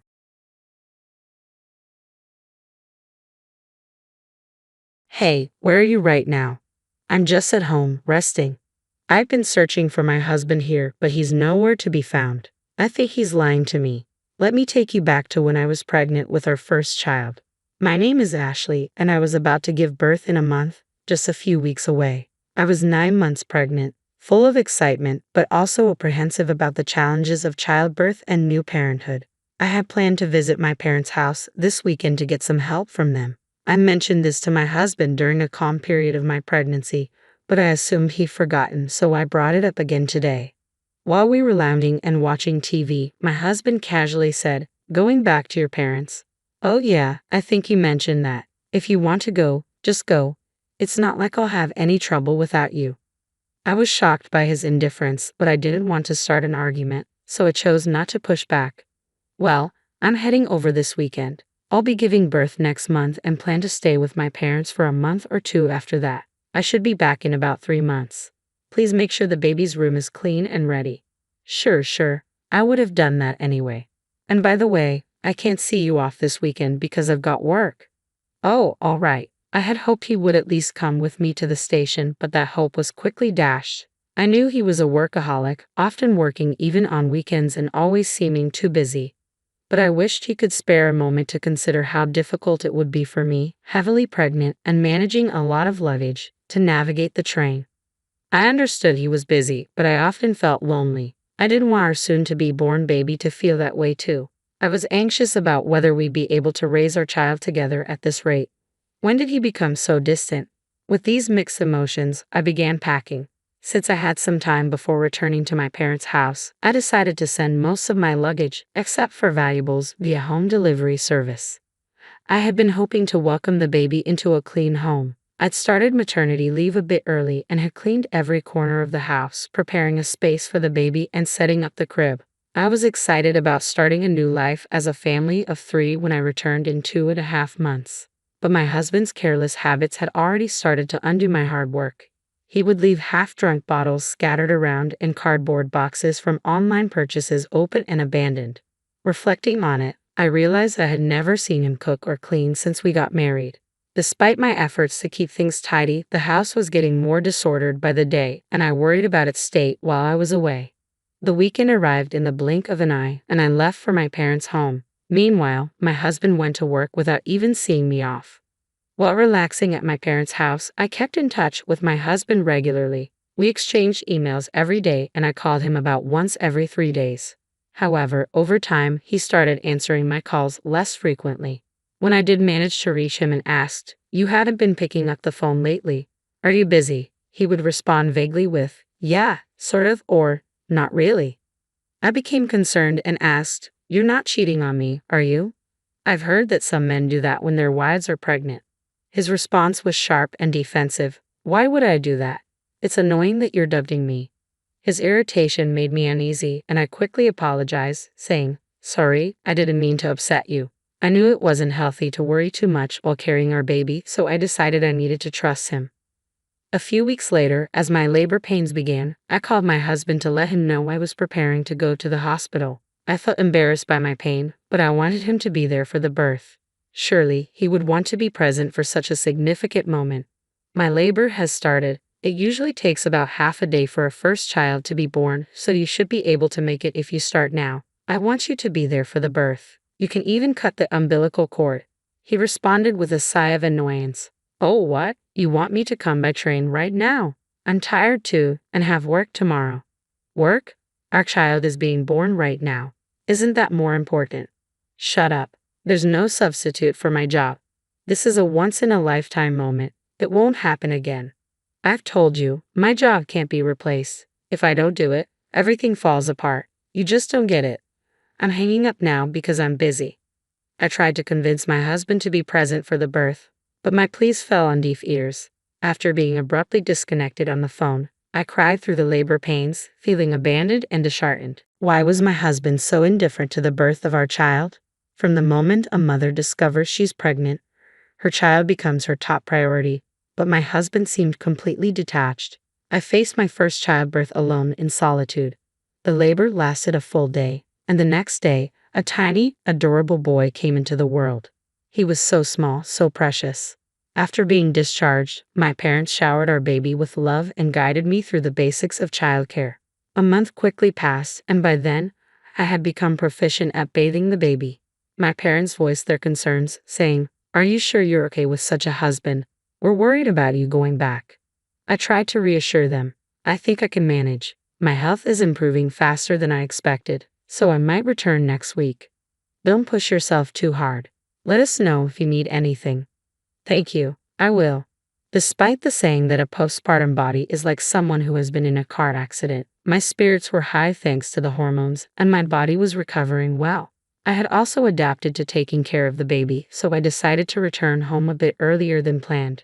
During my time at my parents' house, there was hardly any contact from my husband, and even when I sent photos and videos of our son, his reactions were tepid. I hoped that perhaps a father's feelings would develop once he interacted with the baby. That thought kept me going. I arranged for my parents to drop me off at home without telling my husband. Since it was his day off, I assumed he would be there. I wondered how he would react when he saw our child for the first time. Would he like our home? After a few hours' drive, we finally arrived home. I carried my son while my parents handled our luggage and unlocked the door. What greeted us was a dark, silent room. "We're home a bit early, but we're back," I called out. "Hey, no one's here." "And what's that smell?" my father asked. As we entered the living room, a foul odor hit us. Turning on the light revealed a scene I had never imagined. The room looked like a disaster zone. Dirty dishes and half-eaten pizza were piled in the sink. Clothes, food wrappers, and trash were strewn everywhere. Moldy juice sat in an open container, heaving off a putrid smell. The table was covered in stains and grime. The shower and sink were coated in black mold, and the toilet was filthy. The crib we had prepared for our son was cluttered with discarded cardboard boxes and garbage bags. I had specifically asked him to keep the place clean in preparation for our baby, but the state of the house was shockingly far from acceptable. I was especially upset that the crib was soiled. "Hey, isn't this too much? How are we supposed to raise a baby in a place like this?" My parents were outraged and searched the house, checking each room for my husband, but he was nowhere to be found. Where could he be on his day off? Maybe he's working another weekend shift. But we can't be sure his weekend shifts were real. He's not on commission, so working weekends wouldn't increase his salary, and his company should follow a standard calendar. I've been dubbing his excuses for disappearing on weekends for a while now. "Let's try calling him," I suggested. Unable to endure the sight of the cluttered room any longer, I ushered my confused parents outside and called my husband. He didn't answer initially, but after my third attempt, he finally picked up. "Hey, where are you now?" I asked. "I was at home." "Why?" he responded. "At home." We had searched every room of the house, and neither my parents nor I had seen him. Could he be buried under the mess? It seemed unlikely given the lack of any sign of his presence, and his voice didn't sound like someone who had just woken up. Then I heard a woman's voice in the background. I couldn't make out her words, but it was definitely a woman's voice. In that moment, everything clicked. He's cheating on me. I couldn't believe he would be unfaithful while neglecting our child. The state of the house was a disgrace. My anger surged as I realized that while we were away, he had been unfaithful and let the house fall into disarray. I was fed up. If he cared so much for the other woman, that he could have her. "How can you live in such a filthy, rotting-smelling house?" "Oh, I see. Maybe a burglar came in. I need to report this to the police." "Huh. You're at your parents' house, right? What are you talking about?" My frustration boiled over as I confronted him. I raised my voice, unable to contain my anger. "You're the one lying about being at home, aren't you? Stop playing dumb. It's unacceptable to turn the crib into a garbage dump. I'm not coming back to this house. We're getting a divorce." I spoke quickly and hung up the phone. Determined to make a point, I reported to the police that we had been victims of a burglary. I instructed my parents and son to return to my parents' house and waited for my husband in front of our home. The police arrived before he did, and I welcomed them into the house as though I were hosting guests. Soon after, my husband showed up, and to my shock, he was accompanied by a woman. His face showed clear signs of panic. "Hey, you weren't supposed to be back until next month. And who is she?" The woman next to him blared at me, her arms crossed. "And who are you?" she demanded. Despite confronting his mistress, I felt a surprising calmness. I decided to question the woman. It turned out my husband had been seeing her while hiding the fact that he was married. I was so disgusted with him that I was almost numb. "Hey, at least hear me out," my husband pleaded. He reached for my shoulder, but I quickly swatted his hand away, refusing to be touched by him. "Don't touch me, it's revolting. The police are already checking the room, and I hope you're embarrassed having them see the mess you've created. I'm leaving now. You can explain everything to the police. Goodbye." With that final remark, I headed back to my parents' house, leaving my husband and the woman stunned. He called repeatedly, but I ignored him.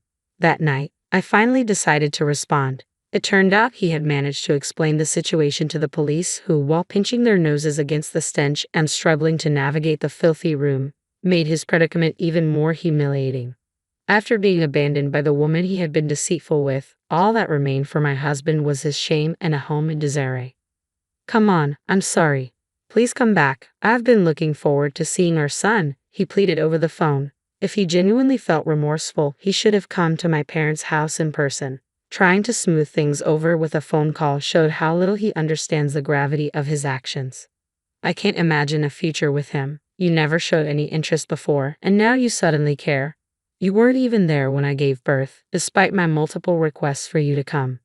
Well, I thought you knew I would come eventually. I'll clean up the room. I can't manage the household without you. I need you. I could almost hear his desperation and breathlessness through the phone as he continued to plead. No matter how much you beg, it's not happening. You should have kept that woman if you can't handle housework. Let her deal with it for you. But that was just a fling. It was a momentary lapse. You're the only one for me, Ashley. A fling? Didn't you see her every time you claimed to be working overtime? Well, that's a different, I pressed my husband, who was fumbling for excuses until he finally admitted that he had been cheating on me with several women from his high school who he reconnected with at a friend's wedding. He's a scumbag no matter how you look at it. There's no point in discussing this further. Listening to his voice break into desperate apologies, I felt a chill. I can't believe it. You disgust me. Were you planning to touch our son with those hands? That's unthinkable. I won't do it again. I'll come to pick you up right now. I want to see you and our son. I'll prove my sincerity. Let's go home together. I could barely believe the audacity of his words. What are you thinking? I can't trust you anymore. There's nothing more to discuss. I will raise our son on my own. Ashley, please forgive. I cut him off by hanging up, the finality of the call resonating in my ears. Our brief marriage had come to an end. Half a year has passed since then. I've started working with the support of my parents, and once I've saved enough, I plan to move out and live independently with my son. I'm currently negotiating the divorce, primarily focused on securing alimony. My husband, struggling with the responsibilities of living alone, has let his household become chaotic, often eating out and leaving the place in disarray. But that is no longer my concern. My focus is on providing the best life I can for my son, filled with love and care.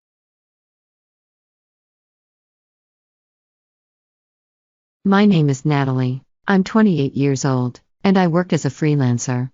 I met my husband while I was still employed at my company. He was instantly taken with me, thanks to our professional connection. He told me, "I like your face." While I was flattered by his compliment, I decided to give him a chance. That's how our relationship began. During our courtship, my husband was incredibly considerate and made every effort to make me happy. As our wedding approached, I decided to leave my job. Having spent my whole life in the corporate world, I finally pursued freelancing, which had always been my dream. It wasn't long before I realized that freelancing also came with its own set of demands. I hoped that working from home would allow me to be close to our child when they were born. However, my mother-in-law was not pleased with this plan. She often criticized me for not working outside the home, and whenever I visited my in-laws, she would barely acknowledge my presence. Fortunately, my father-in-law Alex was supportive. He would defend me, saying, "It takes a lot of skill to earn a living from home. Natalie is incredibly talented. She graduated from a prestigious university and worked for a major company. It's clear she knows what she's doing." But my mother-in-law would retort, "It's lazy of her to stay at home all the time while I'm still working part-time." To which Alex would reply, "I wouldn't say that. Natalie is working hard, isn't she?" And I would add, "I'm doing my best, though I don't know if I'm the best, but I'm certainly giving it my all." Humph. What does that mean? It was clear my mother-in-law was offended by the praise my father-in-law had given me. She scowled while my husband, standing next to her, was engrossed in a game on his smartphone. "Derek," my mother-in-law said in a haughty tone, "why did you marry someone like this? Natalie is your wife." "Well, what can I say? I like her face, and she handles the housework really well too." "Is that so? I don't think she's that attractive." "Honestly, I thought I'd end up with someone less appealing since I didn't think anyone would look at me twice." "Oh, really, Derek? You could have had someone much more beautiful." "Well, she's also quite successful working from home." "In that case, I'll ask her to buy me a new bag." As they continued, my father-in-law's anger grew. "What are you saying? Aren't you ashamed of yourself? I don't understand why you're so dismissive of Natalie." "I have a lot of respect for Natalie, so don't judge me." "No, you don't. You won't even stand up for her. Do you enjoy hearing others belittle her? I'm furious." "Natalie, you don't need to listen to any of this." "Yes, thank you. If you want, you can just get a divorce. You don't even have kids yet." "What are you talking about? If you divorce, People will start spreading nasty rumors about you. You only care about yourselves. I've had enough. My father-in-law stormed off to his study, fuming. Meanwhile, my husband and mother-in-law continued their conversation, completely ignoring me. I was determined to return to my parents' house as soon as possible. Eventually, I decided to confront my husband about my feelings. I'm not going to your parents' house just to be ignored. She's not ignoring you, you're just being paranoid.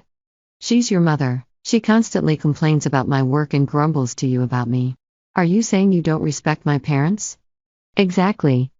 Well, I don't have much respect for your mother, just for my father-in-law. What? Your father always supports me, but you and your mother-in-law are always belittling me. That's not true, you're just imagining things. At that moment, I was ready to divorce him and go back to my parents' house. When he realized this, he shouted, "I won't let you divorce me. You're not going back to your parents' house." I felt like he had lost all respect for me. If he was so interested in someone more attractive, then why wouldn't he just agree to a divorce? If you think you'd be happier with someone else, then let's get a divorce. Every time my mother complains about me, you don't just side with her, you actually support her. One slow day at work, I decided to go to City Hall and pick up the divorce papers. I filled out my portion as soon as I got home and called my parents. They were outraged when they heard about the things my husband and mother-in-law had said. "I didn't raise you to treat her like this," they said sternly. When my husband came home from work, I handed him the completed divorce papers. "Fill these out quickly. I want to finalize the divorce immediately." "What are you doing? Why are you acting like this? Are you having a breakdown?" What are you talking about? I don't even know why I'm with you. I care about you. All I ever do is think about you, Natalie. All I could reply was, "You're lying," because I had recently discovered my husband's infidelity. While brushing my teeth one morning, I noticed he'd left his phone in the dressing room. Though I didn't intend to snoop, I happened to see a message. "I want to make out with you again. Your kiss was so good it made me feel like a god." The message was so disturbing that it made my skin crawl. Fearing exposure if I forwarded the message, I instead took a screenshot and airdropped it to my phone. I then used a credit agency to investigate further, uncovering that my husband was involved with several young women at work, under 30, tall, and attractive. His behavior was despicable. I was seething with anger, but I knew that confronting him with divorce papers might only lead to him ignoring them again. So, I decided to return to my parents' house to handle the divorce proceedings more effectively. On a Saturday, my husband suggested we visit my in-laws again. My mother-in-law just ignores me anyway. I really don't want to go. My mom wants us to visit today. Oh, really? Yeah, come on, don't be like that, just get ready. I love getting ready just to be ignored.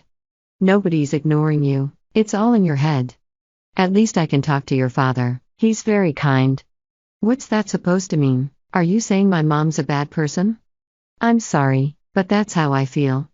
Remembering that my father-in-law had recently shown interest in blogging, I decided to bring my laptop along. Though he's not yet 60, he seems unfamiliar with how to start and maintain a blog. If I brought my laptop, I could do my own work and maybe help him get started with blogging. When we arrived at my in-law's house, my mother-in-law greeted my husband with a warm hug and offered him tea. Well, there was no tea for me, I thought to myself, amused by how clearly she was showing her disdain for me. Wow, so this is how you start a blog? Yes, it's actually simpler than you might think. I assumed it would be more complicated. Is tagging hard? It gets easier once you're familiar with it. Oh, Natalie, I'm sorry for bothering you about blogging when you're busy. It's no problem at all. My father-in-law brought his laptop and immediately began working on his blog. I continued with my tasks while keeping an eye on him. My mother-in-law shot me a sideways glance and remarked, "I could handle that myself. It's just a matter of typing." It was clear she was being sarcastic. When I replied, she ignored me once more. I said, "There's no need to be rude." Despite the tension, my husband continued to insist that we visit his parents' house repeatedly. I really don't want to go. It's my mother's birthday today. Oh, right. What's your problem? We're going. I'm not going. What? I've already told you, I'm not going. Your father is nice, but I don't want to deal with your mother's sarcasm or be ignored constantly. What on earth? You're completely unreasonable. You're the one who's out of line. What's wrong with you? You're a terrible wife. Maybe you should be the one to leave." In a sudden burst of anger, my husband stormed out of the house. I quickly packed my things into an overnight bag. He was eager to leave for his parents' house, and since he had always thwarted my attempts to return to my own parents, this was my chance to get away. Does he not care about me at all? Is he avoiding divorce because he's worried about family shame or feeling guilty about the affair? Either way, it doesn't matter. I'm determined to secure a substantial alimony payment from him. When I got home, my parents vowed never to let me see my in-laws again. Then, when I told them about my husband's affair, they were furious and their faces turned red. I can't believe he turned out to be such a terrible person. They expressed their anger with strong words. Later, my husband called me when he returned home and found my things missing. "Hey, where are you? Why do you care? I'm at my parents' house now." "What? Are you serious? Why would you go back to your parents' house?" "Why? Because you're an idiot. Not only do you belittle me, but you're also cheating." "Oh, so you thought you were a great kisser? I had to fake it all these years. From the first kiss, I thought you were terrible. Why are you saying this now?" "I don't care." "That's revolting. I'm filing for divorce." "Wait, if you do that, you'll ruin my reputation. You think you're so high and mighty, don't you?"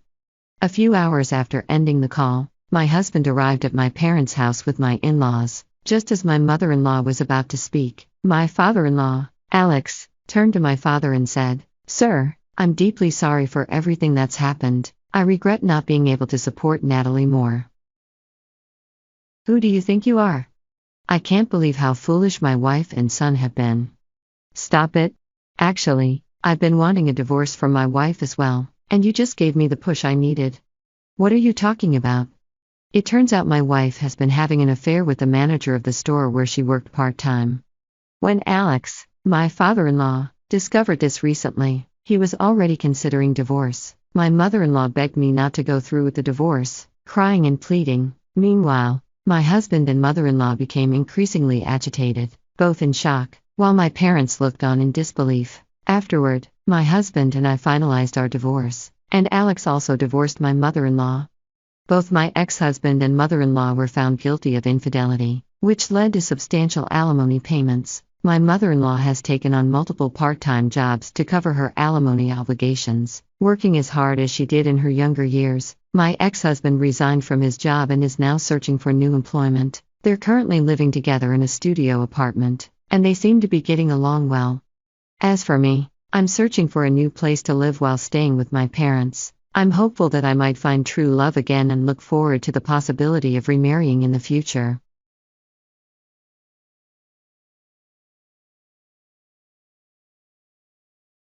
They were like creatures I'd never seen before. "Congrats on marrying my brother. Your dress is so cute, but don't you think mine looks better?" "Oh, come on, saying that will just make the bride feel bad." It was supposed to be the happiest day of my life. In the bridal dressing room, I stood speechless as my sister-in-law and mother-in-law made these comments with a sassy attitude. Their condescending tone was shocking, but my sister-in-law's outrageous outfit left me even more stunned. Her dress was so white it could rival any bride's, with her plump thighs visible through the slit, and fur wrapped around the off-shoulder design. My mother-in-law gazed at her daughter with adoration, while my husband looked at his family with cold eyes. I never imagined I would face such blatant harassment on my wedding day. It was too much to process. Looking back, it's no surprise that my sister-in-law's matchmaking attempts ended in disaster, given how she behaved even at someone else's wedding. My name is Anya. I was born in a coastal town and grew up in a typical household. When I went to a state university, I stayed with my maternal grandma, who lived nearby. Living with my beloved grandma, who had always doted on me, was my dream. Her well-maintained old house was a mix of Western and ethnic styles with a nostalgic atmosphere. I loved spending time on the balcony overlooking the small garden, chatting with grandma while munching on seasonal fruit. Even after getting a job, I continued living there. When grandma fell ill, I took care of the house, hoping she'd return, but that wish never came true. When it became hard for grandma to live on her own, she moved to a facility in my hometown. "I want to take care of grandma," I said, but she smiled and replied, "You've done enough. I want you, Anya, to find happiness." After grandma passed away, I married Jesse, who had always supported me. Now, we live in the house filled with Grandma's memories, but our supposedly peaceful newlywed life is constantly disrupted by those two women. How did someone with such a plain face and skinny body like you manage to marry my brother? My mother-in-law asked one day, when I was preparing lunch for my sister-in-law due to a neighborhood association meeting. Instead of gratitude, my sister-in-law greeted me with sarcasm. I just wanted to go home, but if I did, they'd just show up at my place. Ask your brother, my sister-in-law said, seemingly satisfied with her own conclusion. Well, maybe you two are a good match since he's not that great either. She then gulped down the curry I made. I bet she thinks eating in tiny bites in front of men is the secret to being attractive. My sister-in-law might seem devilish, but what's truly terrifying is her lack of malice. She looks down on everyone, including me and her brother, without a second thought. It's exhausting. My mother-in-law, who raised such a sister-in-law, is, of course, a handful. Rather than disliking me, she seems more interested in elevating her daughter by putting me down and bossing me around. That's why she calls me for such tasks. If I neglect her daughter, she'd either call nonstop or ring my doorbell incessantly. It's a living nightmare. Apparently, my mother-in-law always said her daughter was her world and never really cared about her son. My husband claims he was never abused, but he also says he was never shown any interest. His father went on a work assignment 10 years ago and never returned. Even after retirement, he still sends money for living expenses, so it seems neither mother-in-law nor sister-in-law care. My husband tries to address their attitude, but they don't listen. After all, in their eyes, he's just another person to look down upon. Seeing my husband deteriorate more than me was heartbreaking, and I often gave in to my mother-in-law's demands, which was my mistake. The two of them became increasingly unbearable, and we, as a couple, grew weary. We couldn't go on like this. Determined, my husband and I decided to hatch a plan. Just as our preparations were almost complete, my mother-in-law and sister-in-law unexpectedly showed up at our house. It was a hot summer day. My husband was at work. Reluctantly, I greeted them. Hello, sister-in-law, what brings you here?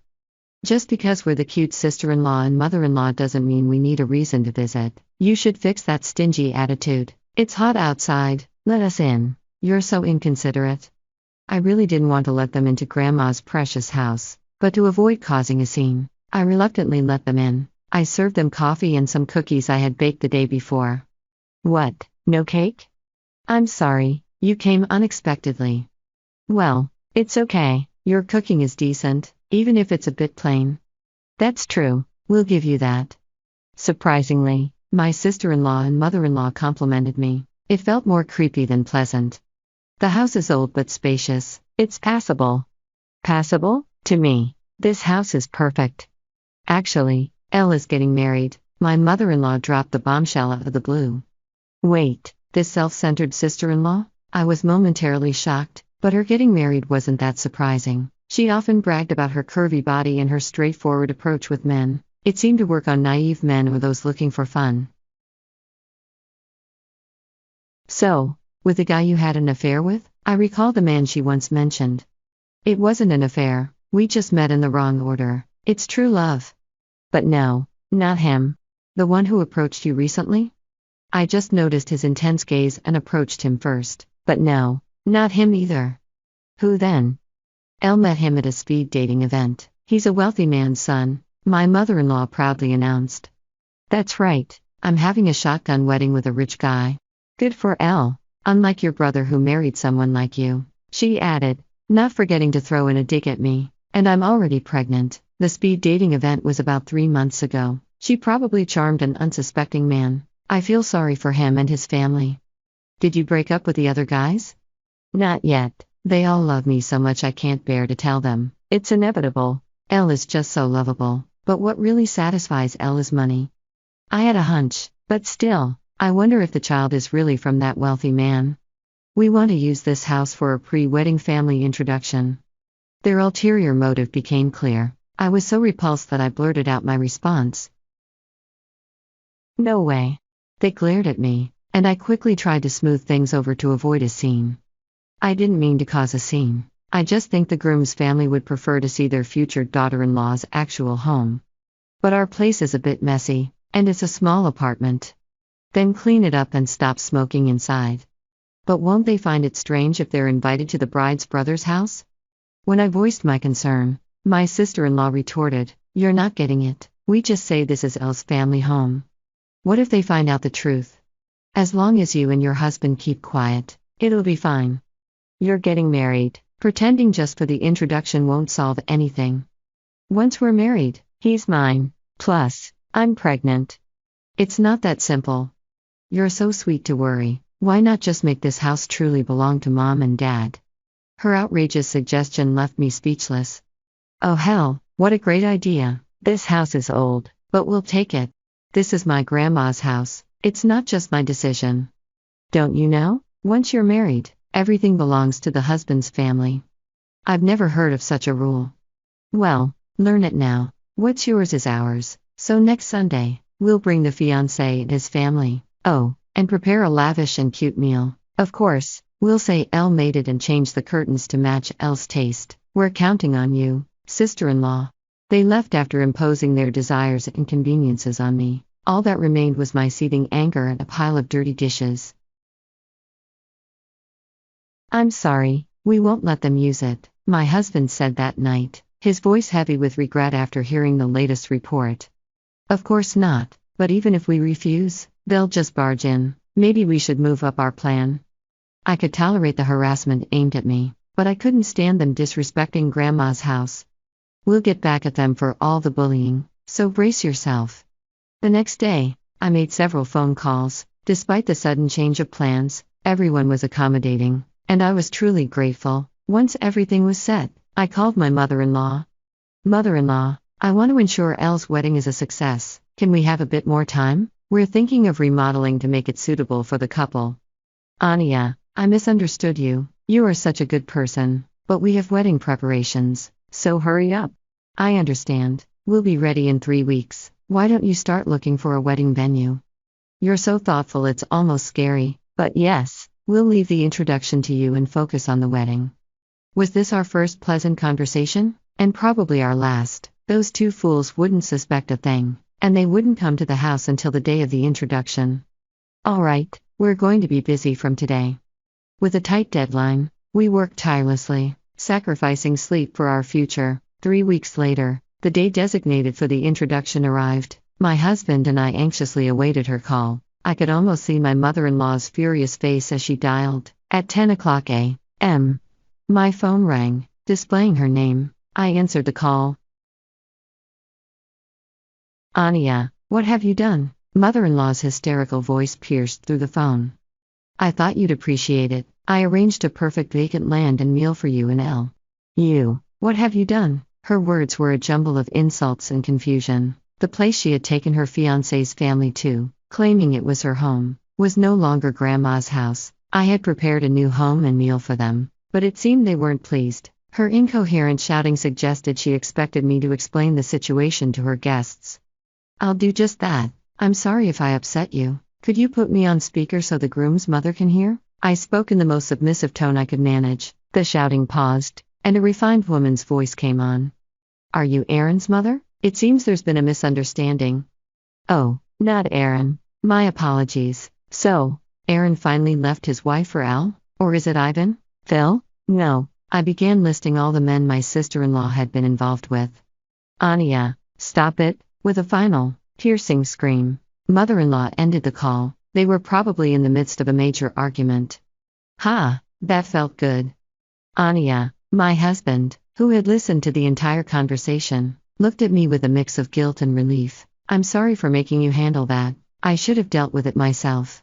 "No. Remember I said I wanted to get back at them one last time for Grandma's cherished house? I've explained this before. Grandma wanted me to be happy. I love that house, but you're more important to me than it." My mother, the heir to Grandma's estate, had planned to demolish the house and turn it into vacant land. It was old and not earthquake resistant, and maintaining it was becoming increasingly difficult, although I had insisted on living there because I loved it. After marrying my husband and dealing with my mother-in-law and sister-in-law, my perspective changed. I didn't want them to tarnish the house, but I didn't want to leave my husband either. So, I decided to say goodbye to Grandma's house with fond memories. That's why I asked my husband to find a new job. and we prepared to move back to my hometown. We just expedited our plans. I had Grandma's house demolished and replaced it with a small doghouse in the middle of the vacant land, marked with a tag reading L, styled like a log cabin. It slightly exceeded our budget. I filled the dish with the most expensive dog food from the pet store. Everything was set. Grandma liked you. She wouldn't want us to break up over that house. Anya, I promise I won't waste the chance you've given me, my husband said earnestly. I made this decision because I believed in him. A year and a half have passed since then. After moving to my hometown, my husband, initially taken aback by the rough fishermen in the neighborhood, is now even more beloved by them than I am. The coastal breeze and seafood-rich dishes seem to suit him well. His once pale complexion has transformed, and watching him happily devour grilled salmon for dinner fills me with content. Did you get any emails today? No, nothing recently. They're probably too busy. We haven't been in touch with my mother-in-law and sister-in-law since that incident. My husband's phone remains their only connection to us. We heard about the doghouse fiasco from a neighbor who was close to Grandma. The house my mother-in-law and sister-in-law had shown as Grandma's home was demolished, leaving only the small doghouse. The dog food dish had a hint of luxurious foie gras. The two women were in a frenzy, claiming harassment from the brother's wife. After overhearing a hint about sister-in-law's questionable taste in men, the fiancé's family confronted them, panicking. They couldn't provide a straightforward explanation. Later, the fiancé's parents hired a detective to investigate sister-in-law's behavior. Of course, the investigation revealed nothing but lies and deception. A DNA test for the unborn child confirmed it wasn't the wealthy man's. As a result, the engagement was promptly called off. The baby's father turned out to be a man sister-in-law had previously pursued. He was clearly infatuated with her, thrilled to have a child together, and they eventually got married. However, his mother, fiercely protective of her son, was outraged that he married an older woman with questionable morals. She demanded they live together, which led to daily clashes between her and my mother-in-law, who had rented an apartment near the newlyweds out of spite. Sister-in-law, who had envisioned a glamorous life with a rich husband, now seemed drained from her mother-in-law's relentless pressure and the challenges of managing household chores and childcare. However, there was a silver lining. Her new husband doted on the baby, so at least that part seemed to be going well. My husband's phone rang. Oh, it's an invitation for drinks from my father-in-law. Your dad really seems to appreciate you. Witty. I enjoy his stories, and my mother-in-law always makes my favorite dishes. It's funny, my own mother never asked about my favorites. This is what family feels like, he murmured. Don't worry, you'll be the kind of parent who knows all their child's favorites. As I said this, I gently rubbed my swelling belly, and he smiled warmly. I feel like we can achieve that in this home. He gazed at the caramel-colored beam on the ceiling, a beautiful relic we saved from Grandma's house when it was demolished. It was my husband who suggested preserving it, even when I was focused on starting fresh. That's one of the reasons I chose a future with him. Let's make this house as wonderful as Grandma's. Yes, absolutely. In the serene coastal town, where the sound of the waves fills the air, stands our small house. This is where we'll build our happiness.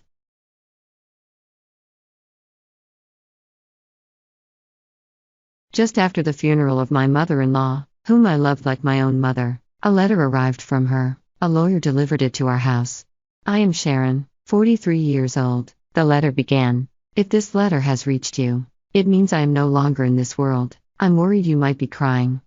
Seeing her familiar handwriting, my eyes welled up. My father-in-law had passed away at a young age, long before my husband and I got married, and there were no close relatives on his side of the family. With almost no family interaction, my husband and I, who had no children, lived modestly but happily with my mother-in-law. My mother-in-law and I got along so well that my husband would joke, "You two are like a real mother and daughter, and I'm the son-in-law."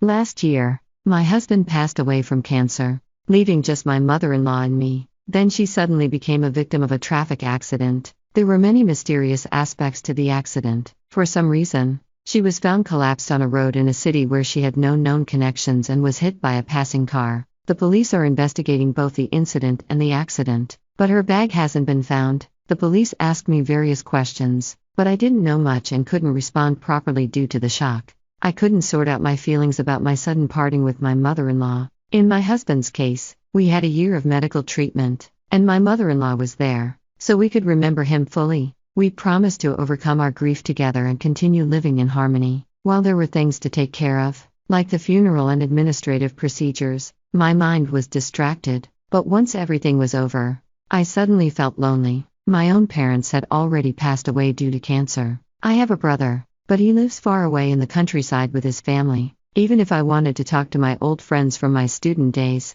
it's difficult because they are all in the midst of raising children.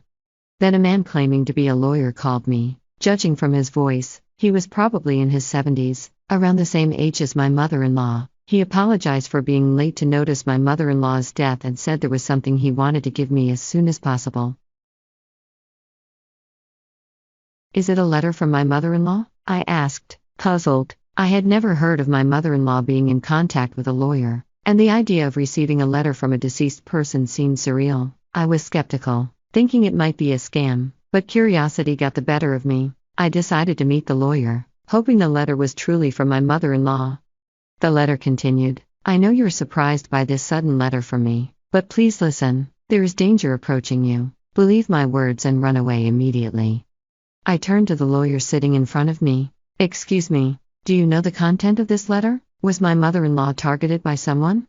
Indeed, the handwriting was unmistakably my mother-in-law's, characterized by her unique quirks. I recognized it instantly, but the content made no sense. It felt like a plot from a poorly crafted thriller. My mother-in-law had died in a car accident, and the driver had already been apprehended. He testified that he found her lying in the road, which delayed her discovery. The signs suggested she might have been hit and lost consciousness. If the letter was true, she must have had suspicions about her attacker. Did she foresee this incident? If so, why didn't she escape? Tears welled up in my eyes again.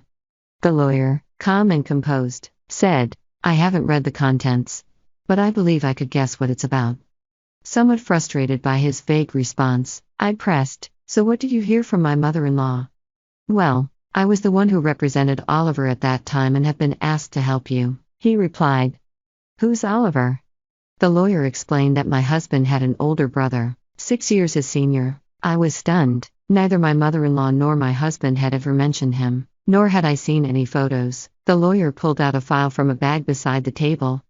Sharon, do you know that half of the serious crimes in our country happen within families? He said, a hint of irony in his voice. Tragically, the place where we should feel safest, the family home, is often where these heartbreaking incidents occur. He then showed me an old photo featuring 4 people, a young man and woman who looked like parents, a boy, and a baby. The young woman was familiar. It was my mother-in-law. At first, I thought the young man was a stranger, but he resembled my husband. The boy also bore a resemblance to the young man, suggesting a father-son relationship. The photo seemed to be taken during a trip to the beach, with the family posing in front of a large ship at the port, all with happy smiles on their faces. The boy with the float, that's Oliver, the lawyer told me. I stared at the boy, my husband's brother, whom I knew nothing about. The photo depicted such a happy moment, and I felt a sharp pain in my chest, wondering what could have possibly happened to this family. Does being a lawyer mean Oliver caused some incident? Was he the one who assaulted my mother-in-law this time? It must have been more than 17 or 18 years ago, considering my husband and I dating 15 years prior to our marriage. Otherwise, it would be strange for me to have known nothing about this. Yes, Oliver became a recluse from the summer of his first year in junior high due to bullying, and 7 years later he caused an incident, the lawyer explained. In despair about his future, Oliver attempted to commit family suicide. Late at night, he entered his parents' room with a knife, struggling with his father who woke up due to the noise. Despite being severely injured, his father subdued Oliver, and the incident ended in an attempted crime. Upon hearing his mother scream during the struggle, your husband, who was 14 at the time, called the police. Police cars and ambulances rushed to the scene, causing a brief stir in the usually quiet residential area. At the time, societal issues like recluses and NEETs were becoming common, and the media sensationally reported on such stories. I remember hearing news like this but never connected it to your husband's family. Similar stories were often in the media. However, it was different for those involved. Unable to withstand the rumors, the family moved house several times, almost like fleeing in the night, whether it was due to the severe injuries or the subsequent stress. Your father-in-law passed away a few years later. Your mother-in-law and husband changed their names back to her maiden name. finally able to lead a normal life in their current place. Both the perpetrator and the victim are family, so there's no outlet for emotions in such incidents. You can't fully hate or detest any person. Anyone would be confused if suddenly put in such a complicated situation. Living under the public eye, rumors, and bashing is very hard. I hope you can empathize with the feelings of the deceased who couldn't talk to you. Sharon. The lawyer summarized, his voice tinged with sympathy. I was at a loss for words due to the harshness of it all. I had never considered what happened to the family after such an incident. But as long as they were alive, life went on. The in-laws must have seen the boy Oliver as their adorable child. The photo of Oliver that I was shown had a smile that greatly resembled my husband's, but the mistake of a single button could never be fixed, leading to the worst tragedy. Later, Oliver was sentenced to actual imprisonment and served time. When the lawyer started explaining at length, I represented Oliver, remember? The same punishment applies even for an attempt, life imprisonment or at least 5 to 20 years in prison. I interrupted him, asking, a minimum of 5 years? Are you saying Oliver could be out already? Yes. He was actually released about 2 years ago, the lawyer replied.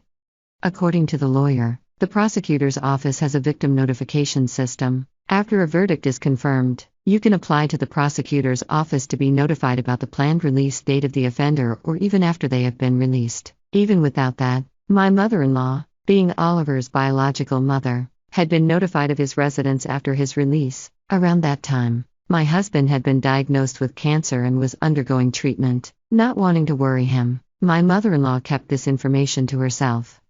Oliver told me at the time that he committed the crime because he was pessimistic about his future. The lawyer continued. With some hesitation, he added, it seems he wanted money to spend. Oliver, who had been a shut-in for many years, had started to secretly use his mother's credit card to pay for online games and shopping. He had been scolded by his father for it. Apparently, he had used a lot of money to buy weapons for a game on the evening of the crime and had his computer taken away. Oliver lied to the lawyer, and his real father, mother, and brother, who knew the truth, said nothing. While they hoped Oliver would genuinely reflect on his actions and serve his punishment, they did not reveal the inside story of the post-release defamation and slander. Was this out of familial love? Truth be told, my mother-in-law often visited Oliver, my brother-in-law, while he was serving time in prison. Each time she went, she returned disappointed by Oliver's unchanging, unrepentant demeanor. She was afraid to live with Oliver again after his release. The danger of violence was part of the fear, but she knew that if she or her son died, Oliver would come to me asking for money. As his release date approached, there was an increase in tedious paperwork. She had to decide where to house him. Distressed, my mother-in-law decided to consult the lawyer who knew about the case and asked him to handle the procedures. What was Oliver doing for a living 2 years ago? I asked. It turned out that through the lawyer, she had been helping Oliver by renting an apartment for him. She would do his shopping and give him money from her savings, including her own retirement funds and the inheritance she would receive if her son, her own child, died. After his release, Oliver became a shut-in again and did not work. Money is limited, and through the lawyer, my mother-in-law conveyed, I can't support you forever, you need to start working on your own, but Oliver flatly refused. Doesn't my mother love me? She's always favoring my brother. She won't give me money because my brother told her not to. He made a big fuss, the lawyer said. Although it may have been an accident, the deceased was worried that Oliver might cause some trouble. He kept insisting that I give him money. Oliver became aggressive towards the lawyer as well and seemed to be asking in detail about my mother-in-law's income and the current life of his father and brother. Fortunately, I don't think he knows our address, but I'm worried that his apartment is near where the deceased died. At that moment, I remembered that the bag was not found. Then the doorbell rang. The only expected visitor was the lawyer. Excuse me for a moment, I said and headed to the entrance. I had a bad feeling. When I checked through the peephole, there was a man standing who looked a lot like my husband. He was holding the bag that my mother-in-law used to carry. Quietly, I retreated to the living room and called the lawyer. I think it might be Oliver. What should we do? He has my mother-in-law's bag. My voice shook with tension, and the lawyer's face stiffened. Call the police right now. I might have intended to call the police, but I was too upset. Instead, I ran out the back door to the nearby police station. Did my mother-in-law and husband foresee this situation and choose a house near the police station? Or was it just a coincidence? I don't know anymore. When I returned with the police officers, Oliver immediately tried to run away but was caught. As I suspected, the man who looked like my husband was Oliver, in other words, my brother-in-law. The lawyer called him Oliver, which was probably his name at the time, and I had been calling him Oliver because I had seen a family photo from when he was a small boy with a hint of innocence, but in reality, he was an unhealthy-looking middle-aged man. It strangely angered me that he looked like my husband. This man had been tormenting my mother-in-law and husband. I'm just here to collect my share, your mom's inheritance. It exists, right? Even my younger brother died last year. Hand over my inheritance, Oliver yelled at me, ignoring the police officer's questions. What nerve does he have? I was furious. I sympathized with his childhood, being teased to the point of not going to school, but his actions thereafter were selfish and unforgivable. More than anything, I wanted to ask, isn't that your mother's bag you're holding? What did you do to her? Did you lay hands on a frail woman? Upon hearing my words, the officers also looked at the bag that Oliver was holding. Flustered, Oliver tried to hide it, but it was too late. As one officer reached out his hand, Oliver snarled, "Hey, this is my money, I can't help it." It was the last thing my mom said. I only hit her a few times to teach her a lesson for being cheeky. Oliver's thought process made me shudder. There was no sense in his words, and he showed no remorse. Moreover, hey, you were my brother's wife, weren't you? Neither my mom nor my brother are here anymore. You have an obligation to support me. Maybe my mother-in-law and husband hid Oliver's existence from me. Fearing this situation, they must have thought that if I didn't know, I could avoid getting involved. No, Mrs. Sharon, you don't have that obligation, the lawyer interrupted, but I doubted that the law would work on Oliver. Oliver was ultimately an invincible man with nothing to lose. He doesn't understand common sense, nor does he seem to want to abide by the law. Maybe that's why my mother-in-law never wanted me to meet him. I can only imagine how difficult her life must have been. I hadn't finished reading the letter, but my mother-in-law left it to me, worrying about my safety. Her pain and sadness were heartbreaking. Because of you, my mother-in-law and husband suffered so much. I will never forgive you. You will face the law. Indeed, the direct cause was being hit by a car. However, he left my unconscious mother-in-law on the road. He is not a person who should be left to roam the streets. I pledged to myself that I would do whatever it takes to send him back to prison. Watching me, the lawyer stood beside me and said, "I'll help you." Oliver was taken to the police station. The blood on my mother-in-law's bag and circumstantial evidence pointed to Oliver as the culprit, and he was sent back to prison. I returned home with the lawyer and read my mother-in-law's letter to the end. Her letter was filled with apologies to me and overflowing love, especially the end. Life is still long. Please live a happier, freer life, Sharon. Upon seeing that, I couldn't stop my tears.